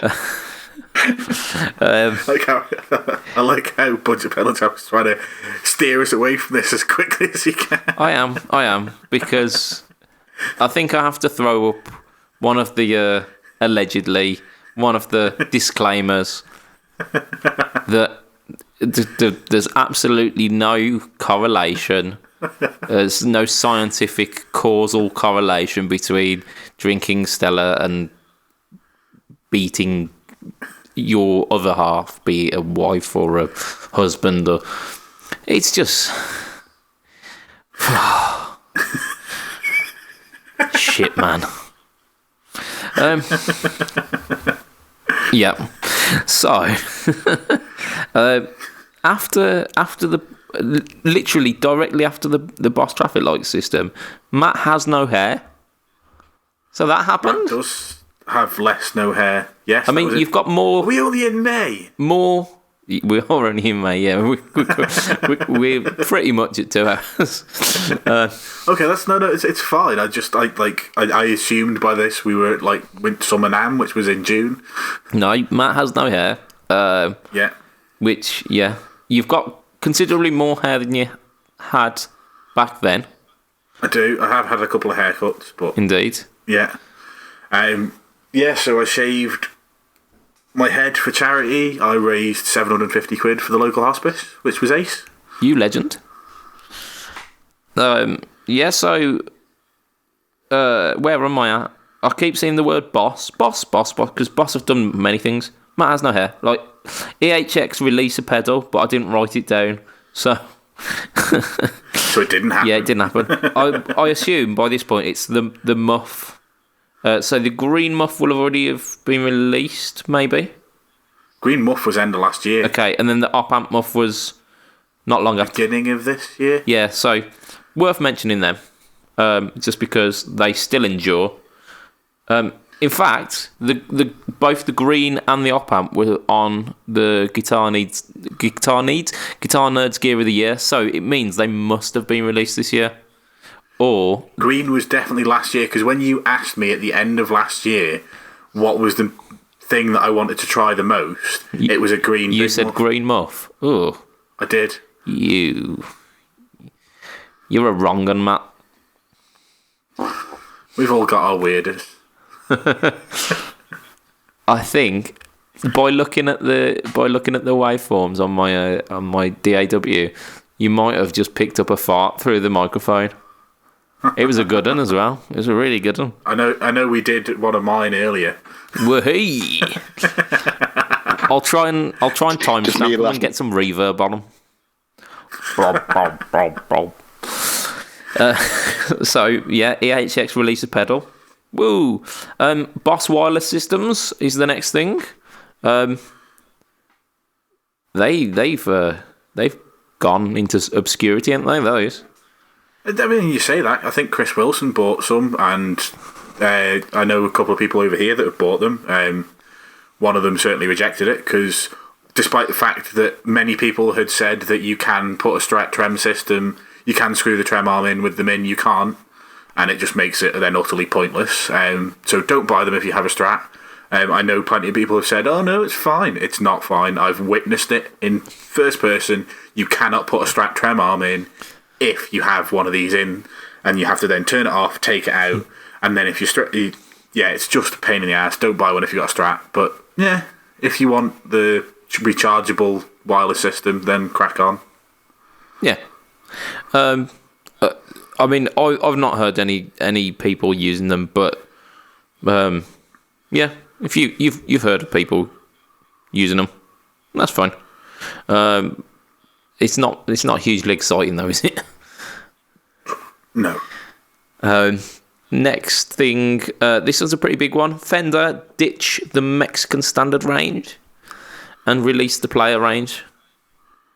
That's pretty fucking big news. And when was that? Was that summer now? That's midpoint. So it does look like summer now because we've got Fender ditch the Mexican player range. We've got the Moore Black Truck, the official release of the Gibson Gary Clark Jr., which we have ridden like a pony this year. Was that the red Gary Clark Jr.? Probably, it must have been. The Vox AC range as well. They fucked that one royally. It's an AC. Yeah, because they made revisions to the Vox AC range, didn't they? They made them single. Okay. Yeah, I forgot about that. I'd totally forgotten about that.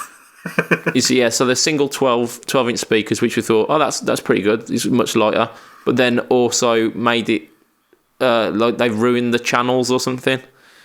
Yeah. So. Yeah, I wasn't a big fan. I remember now. I can't remember all of the things that they did, but we weren't very, very happy about that. And then at this point, it says Fletcher Blends, which is where you got your vintage SG with the Fletcher Blends. Is that when I finally got the blends into the guitar? Yeah, around that time, yeah. Yeah, because I remember I bought the blends arrived about the same time I shaved my head. And I wanted to get them in for TT, but I didn't end up getting them in for TT because the guitar wouldn't let me get them in because the you needed hole was too tight and I needed a bit more lube. You actually lubed the hole, didn't you? Oh, I did. Brilliant. If it works, it works, man. If it works, it works. It didn't work. I then had to drill the hole out, but it's fine. Yeah, like a gooey wooden hole. So yeah, there was all of that stuff. We'll talk more about Fender later, but like them ditching the standard range in exchange for the player, like solid move. Moore Black Truck as well. It's like the red truck but metal. Right, this is where shit starts going south a little bit. So TC Electronic get pulled up about a certain tone print. And then over the ensuing month, Steel Panther get involved, the Pussy Melter, becomes a thing. Became a thing. Yeah. I think that's the game of the year, just for the name. So it You mean the guitar stuff for the Annam? guitar stuff for the Annam. That's Yeah. coming a little bit later. That whole debacle, it didn't need to happen, and the fuel for it was the kind of offended nature that keeps going on. So yeah, I think Steel Panther made a buck out of all of that. It's pretty much died into obscurity pretty much now. You don't hear people talking about it, and A little story about that. To get it through customs in the UK, one of my mates got one. It was 45 quid. On top of the 199 that the pedal was. Yep, Shit, mate. 45 quid in custom fees. so yeah, that was a thing. Gibson Billy Joe Armstrong signature. It was a junior, wasn't it? Les Paul Junior. Yeah, Les Paul and Junior. It looked But it was- shit. Yeah.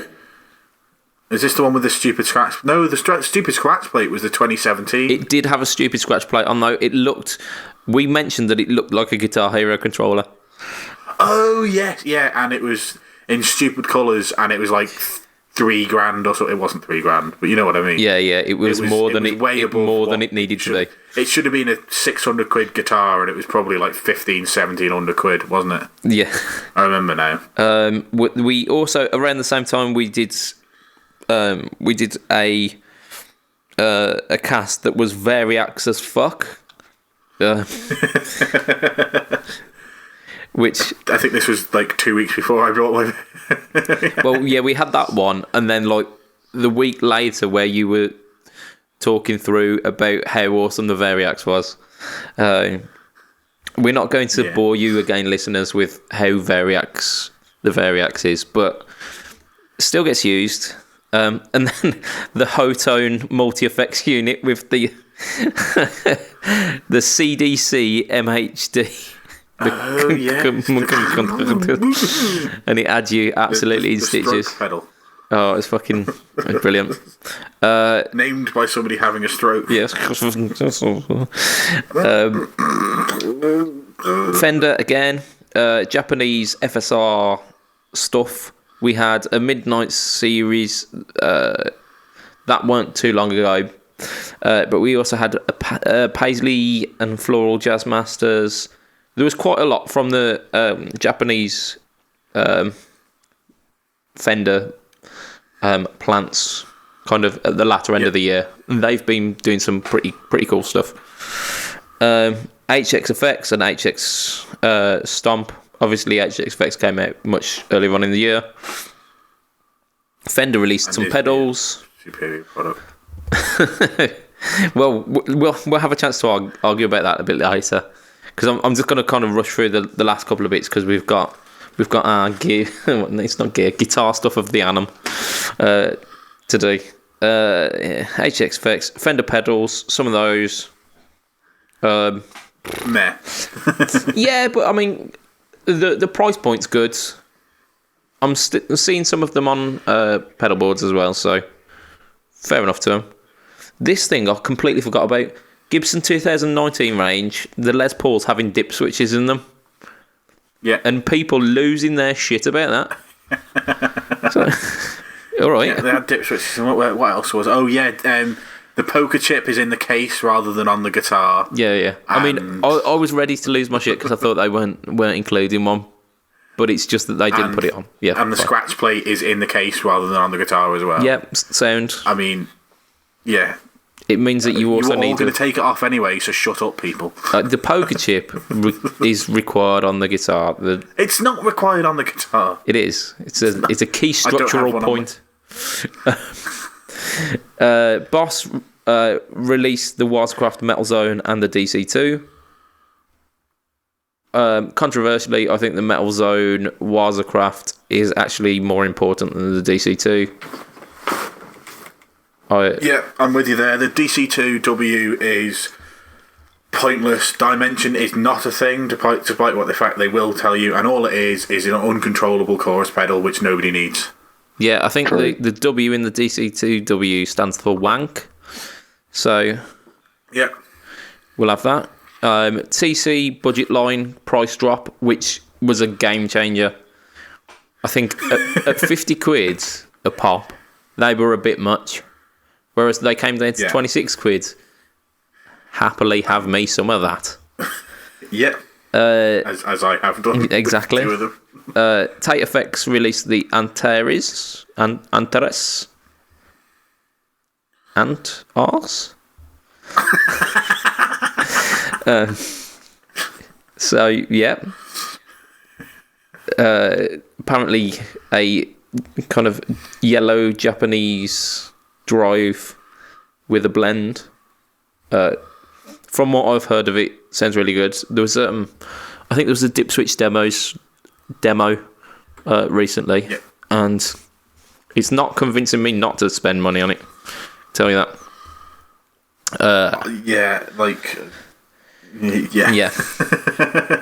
Problem doing this whole podcast thing, isn't it? Costs money. You find out about gear. That's it. Then we've got obviously the Boss Waza amp expander, in which we made many jokes about juice. Many jokes. Big loads. So many. Many of the loads at the same time. All the loads in the world. Like a bukkake. Then there was that fucking horrible PRS. The one that was like half finished and then like the actual guitar stuff of the Annam. Yeah, one of. All right, we'll see how that works out for you. And then the Fender Performer series as well. So, like another complete overhaul of the American range, is it? I think it's replaced what was the American standard, hasn't it? I'll agree with you. Sure. It's the lower price point of the American ones, because it's not the American professional price point, which they did last year. That used to be the American elite. Yeah. Cool. Yeah, so they've basically rehauled the whole thing over the year. I might have got them the wrong way round there, but I don't think I have. But I'm sure somebody will tell me I'm wrong. It's okay. I mean, we don't profess to be the most professional podcast. But what we make, I think that's a good thing. What we lack in professionalism, we make up for in turning up. So and jokes of many different like kinds. Yeah, that kind of joke. Yeah, them ones. Yeah. Good job. This is audio and not visual. So guitar stuff of the Annam. This is our take on kind of rounding it up. So it's going to be our final segment, and we're gonna round up kind of our picks of the year. So we're gonna start off with winners of the year. So companies or products which you think have won the year. I'm gonna start us off with Fender. The Performer series, the Player series, the Parallel Universe stuff, I think all have been pretty good. Even like the FSR Jap stuff, some of that stuff not necessarily 100% aimed towards me, but still there's some pretty cool stuff there. Yeah, I can't argue with that. Like, some of the stuff they brought out was absolutely fantastic. Some of the stuff they brought out is totally not for me, but yeah, I like they haven't exactly put a foot wrong with anything that they've done. They've not made anything worse. Yeah. The colour choice for a lot of it, I'm not 100% with. When was the last time you were 100% with a Fender colour choice? Yeah, I mean, a standard line, legit. But what I can say, like the Player series 2-point trem system on the Strats rather than the shit ones, that's a massive step forward. Yeah. They've taken away the ceramic pickups as well in exchange for some Alnicos, I think. So, Yeah. like, literally, they've overhauled the Mexican stuff, and rather than it just being like a stopgap of, well, you could get the good one at that price point by going Squire and getting the classic Vibe, or you can get something with the fender on the headstock and it be a little bit just okay. They've gone, nah, fuck that. People are going to buy this Mexican range. So they've overhauled it, and I'm down. Fair play to them, yeah. Yeah, and I hope they do something similar to the Parallel Universe next year as well. Because even though I might not agree with the Meteora, because it's dirty. just Ugly. yeah, Hideous. it's not good. It's not good, but It's different. it's new, and I think there's not enough of that happening. So even though I will slag it off, I'll jokingly slag it off. I'll be championing the fact that they have done it. Good on you, Fender. High five. I also want to nominate the PRS Silver Sky for winners of the guitar stuff of the annum, because considering all of the negativity that came with it to start off with, there was so much of a backlash online of people just taking the piss out of PRS, saying that they are literally just ripping Fender. It's endured, and it's still being mentioned. It's still relevant, and I've played one, and they are good. Yeah. So I'm cool with that. Any winners for you guys? Yeah, so for the first time in my life, I want a Charvel guitar, and I've never ever been able to say that before, but those DK24, the pink and the orange one, HSS Strats especially, have made me want a Charvel, and I never ever, like, if you'd have said to me at the end of 2017, next year the guitar you most covet that's released that year will be a Charvel, I'd have said, what are you smoking? Can I have a bit? That's it. And absolutely, testify. I will 100% say that is a winner. Because the colours are great. The spec comparable to the AZ, but the price point is a good couple of hundred less. 100 quid. Yeah. So, yeah, I can't argue with that. And I as well. Very intrigued to try one. Ayrton, you said that you had a winner of the year. I think Horizon Drives is the whole company. Okay, yeah. So, because they've just blown up and they've brought out something for, like, technically, like, every player.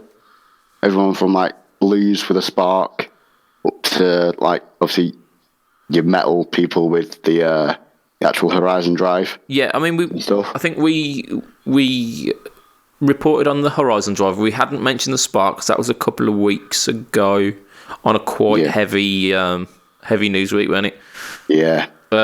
So, I mean, yeah, they're making waves, aren't they? Big time.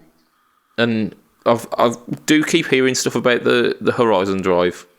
Again, it's not my wheelhouse, but if I keep hearing about it, it means people are buying them, people are playing them. Yeah, I know a lot of people that have actually bought them. Yeah. And chatted nothing but good stuff about them. So they do. Obviously, Misha's doing something right with it all. Yeah, bang on. Right, so biggest turnaround. I think there's no arguments here, is there? Gibson. Absolutely, Gibson. At the start of the year, we were taking the piss out of them every week. And they suffered some rocky ground, and they've come out of it. Yeah. I think And it's all thanks to the Gary Clark Jr. SG. you know, we are literally on a Billy Joel. wavelength here, Matt. Because that was going to be my next comment. Yeah, the Gary Clark Jr. has saved Gibson. No, Single-handedly. they've made some good choices. I don't think another 4 or 5 Joe Bonamassa signatures has been that. But the Gary Clark Jr. was a good one. They released the SG special as well, which I thought was awesome. Some of the the accoutrements that they're putting on the 2019 range don't suck. Like the dip switches, I know they got a big backlash, but you can literally ignore it. Or if you want the traditional the Les Paul, buy a Les Paul traditional. Yeah. If that's what you want, buy the one that's 300 quid cheaper that doesn't have the functionality that you don't like. Yeah, absolutely. Literally, people, stop whinging. Yeah, stop it, sheeple. So yeah, the Big G have done a big turnaround, and hats off to them. And I am not even quietly, I am looking forward to what they have got to come in 2019. It'll be interesting to see. Right. I want a Gary Clark Jr. I think I want a Gary Clark Jr. as well. I think I might have to sell a couple of things and get a Gary Clark Jr. Yeah, I can get behind that. The thing that we that's probably going to be the most interesting for the listeners. What do we reckon the flops are of the year? So we've had the winners, we've had the big turnaround. Who are the flops? I mean, the new Tube Screamer. Yep. I'd agree with that. And anything with new Tube in it, really. Yeah, just any. That's it. I don't know. Part of me is still kind of quietly hoping that it does make a go of it, because it might lead to like new and interesting stuff. But it hasn't happened at the moment. Go on. Have we got any more? I'm trying to think now. There was something that popped in my head, but it's gone. Oh yeah, the Line 6 HX Stomp. Knobhead. The HX Stomp is not a flop. In fact, that could have gone for the winners, but I figured it would be rubbing it in. New Tube Screamer. I've got the AZ series as well. Not that it sucked, but it just... It wasn't what it could have been. Yeah. You were the chosen one, AZ.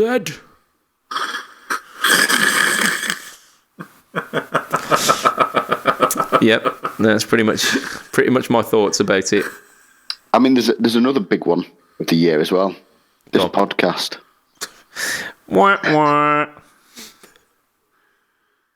Podcast's been amazing. Yeah, I think all 4 listeners have been really supportive recently. 3 of them are us. Yeah. Yeah, up until this moment, all four listeners have been really supportive. So yeah, the AZ, I think the Boss GT and the Boss Traffic Light series, Boss have been blinding the entire year, but those 2, I think, weren't their finest moments. Definitely agree with that. And I'm gonna give one more flop as well. The Vox AC range, the updated version. Yeah, I mean, just buy a normal one. That's it. Yeah. Get on the gear exchange. Buy last year's one. You'll get it for less money, and it'll be better. It'll be as heavy as, or just don't get one. as heavy as a dying star, but that's where Tone lives. Yeah. Like a Marshall. No, Tone lives in Mass, and Mass lives in Vox. Indeed. Yeah, a light Vox is not really a Vox. Shite Vox. A light Vox is a shite. Light Vox is a shite Vox. You need to be in marketing, Matt, because that's how they market the Vox 2019 range, which will have 3 speakers in it. and it'll be And a couple of bricks. that's it. We've learnt from the mistakes of last year. A light Vox is a shite Vox. The 2018 Voxes were made out of plywood. The 2019 Voxes are made with breeze blocks. Yeah, we literally set it in concrete by hand in the UK. And then put lead and asbestos in it for the tone. Oh yeah, you've got to have the asbestos speakers. That's what they used back in the day. That one. Lead magnet. Yeah. Right. So Put a bit of mercury in there just for good measure. yeah. Get some like mercury tube warmers or something. Oh dear. Yep. So our final one for today is the up and comers. So what you think either has been released but hasn't quite reached its full potential, or some stuff that's quite new and you think is going to be a big thing in the 2019 guitar year. I mean, as much as I hate to say it, the Line 6 HX Stomp has got to be in this category yet. We've not seen it to its full potential yet. Yeah, I think it's... As much as it's not a product for me, Yeah. there are many, many users of this product. They're like, I was being facetious before when I said that it's literally designed for 25 people in existence. Like, this is going to be something that lots and lots of people use, and it's going to be great, and we'll see uses that we haven't even thought of yet in 2019 with it. Absolutely. I think, yeah, it's starting to pick up a bit of momentum at the moment, but... It's only been out like 6 weeks, hasn't it? Yeah. So it's not doing bad at all. I think we would be remiss if we didn't mention the source of all comedy on episode 72. The Boss Bukake the Wazercraft amp expander. The boss Jizzbot. The Jizzbot.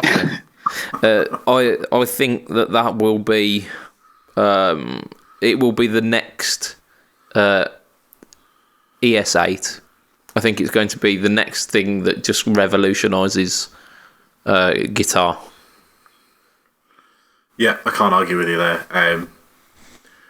Like I said at the time, if I was now trying to build a rig, I'd probably be building it with one of those in it. Yeah, I mean, the only thing that's going to hold it back is if it's cost prohibitive. If they get that price right, it's going to be expensive. It will be, yeah. It will be. Don't kid yourself into thinking it's going to be a couple of £100, because it won't. But if it's at a price point where it's making you question it, then it might not. And for people who might be considering a Kemper because they want to have the sound of a turned up Marshall, yeah, at bedroom volumes and at gig volumes, who could then go and get themselves a Marshall Origin 5, get that sound at bedroom volumes, and then plug one of these into it and get that sound at gig volumes as well. Absolutely. If that's the sound you want, then you save yourself a couple of £100 by not buying a twiddly knobbed Kemper that I can't get on with. Yeah, I mean, it's if you know the sound that you want, if you know what the amp is that you want,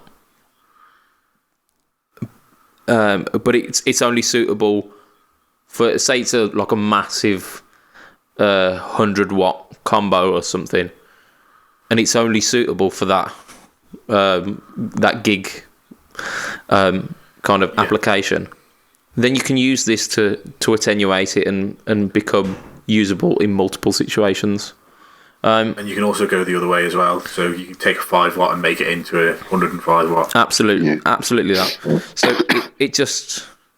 it makes versatile any amplifier, which is I mentioned when we were talking about the after we'd stopped making jizz jokes, is that I own like a multitude of amplifiers, but I only own a multitude of amplifiers so that I can meet the needs of all the different kind of volume levels. I just have my classic 30 and attenuate it or boost it, depending. I'd like to throw in the Nexi pedal boards because I want to do the Dutch accent. Sure, Nexi. And not only that, I think because we mentioned about 2 months ago that Orianthe's kind of jumping on that train, so they're getting some artist endorsements with it. But back when I saw it at the guitar show, after I'd had a little chuckle about the accents, I thought it was a really good idea. And I think for some people, the kind of the time and patience that it takes to wire up a pedal board is like the part that they love. For me, it's the inconvenient part.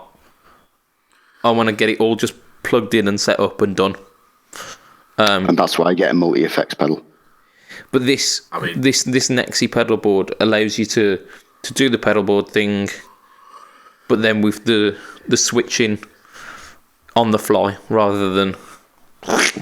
Yeah. And then got to find the lead that will fit, and it's not quite long enough for this one. Fuck. Yeah, so it stops all that. I mean, you've seen how wonky all of the pedals are on my board because I can't be arsed with it. Yeah, so like this Nexi pedal board is the spirit animal of us, where we're never going to have those. Talking about with Velcro either. Velcro's amazing. I mean, I don't even get Velcro. Mine's off-brand hook and loop tape. Mine is. Front pound store. Yeah, if I can get it. Velcro is supposed to. It's supposed to be good for like something like 10,000 rips, whereas the one that I've got is like only 1,000 rips. But I'm thinking, if I'm changing the pedal 1,000 times, I probably don't need that. Yeah. It's the indecision is probably more of the worry than if the pedal will hold. So, I don't know. Those are the things that I was thinking of up and comers. I'd like to think as well the TC budget range has potentially got some more legs in it. But yeah, I think that's where we can call it today, guys. Do we have to? Can I just pose one final question before we do? I know we're like 2.5 hours in at this point. Go on. I want to pose one final question, and that's: what was your highlight of the year playing the guitar? Oh shit! I've not got that written down. You're gonna have to give me some time. Ben, any ideas what your highlight playing was? Was it your first gig with Sin Circus or? Probably actually getting back to playing guitar from having like such a long time off it. Yeah. And realising how much fun it is.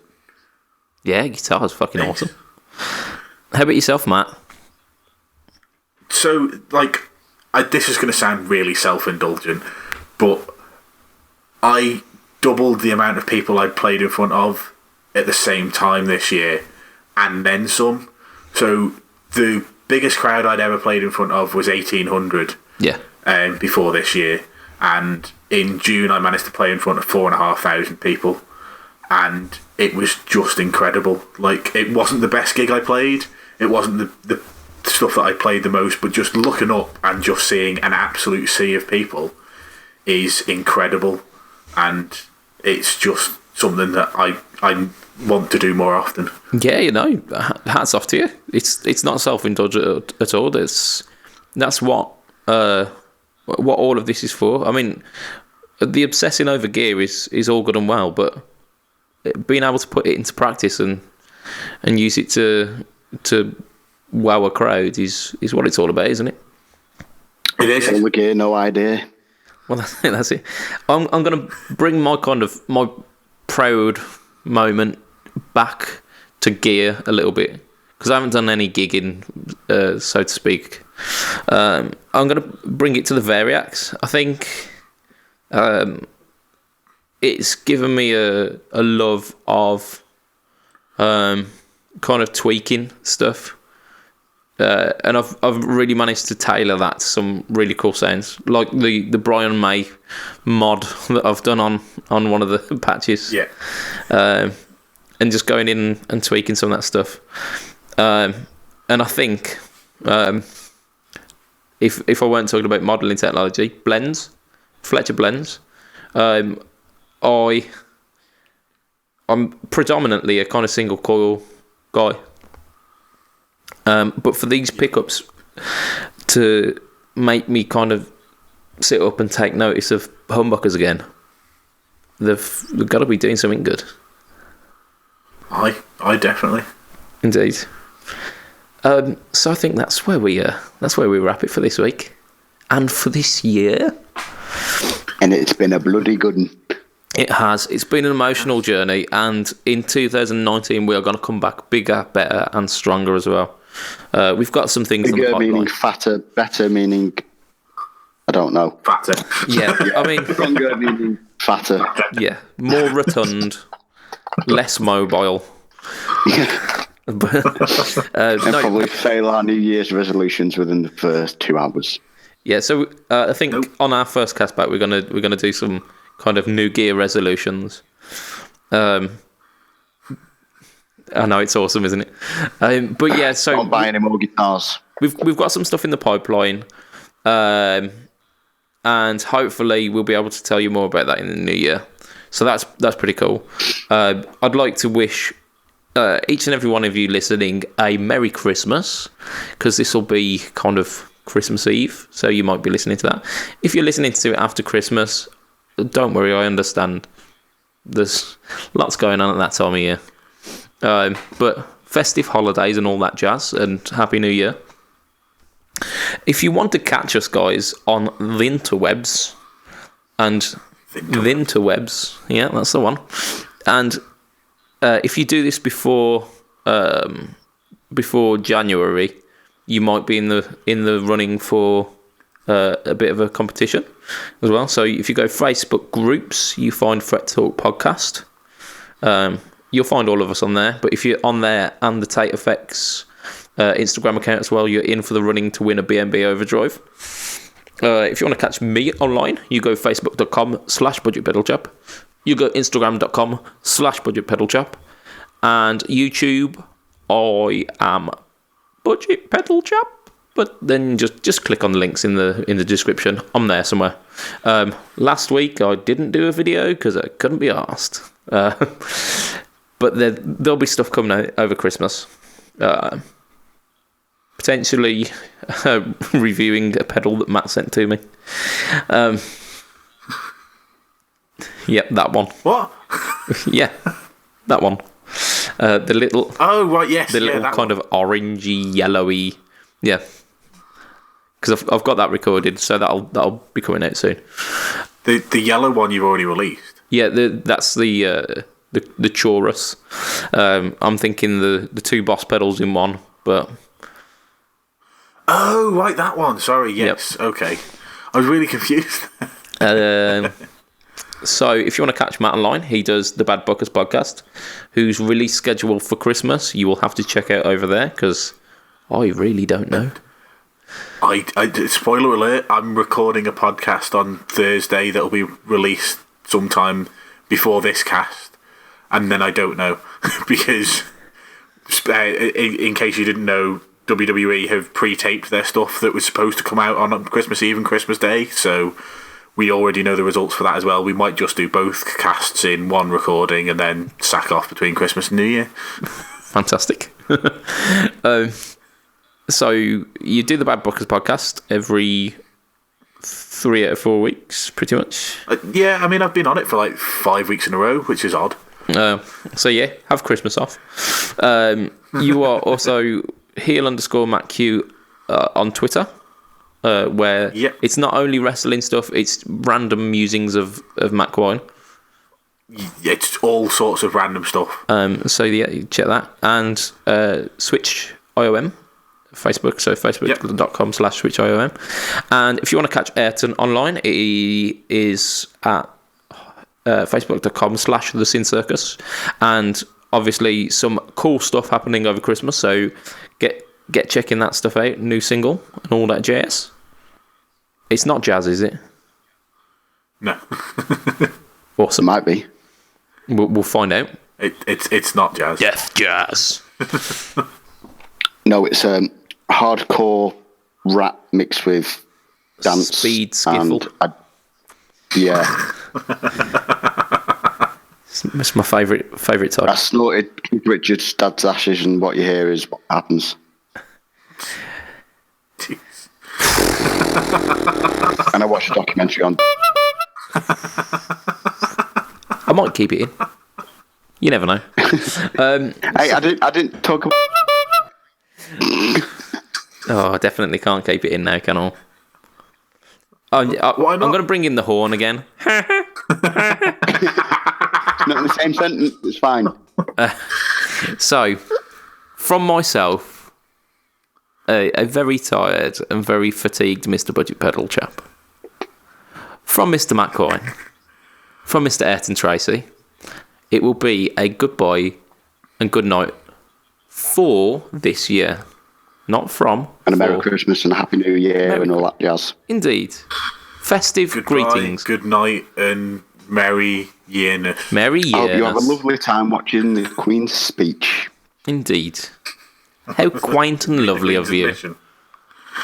Tatty boy and good night. Oh, fucking hell. There we go. I'll do it. Ta-ra a bit. Ta-da. Ta-da.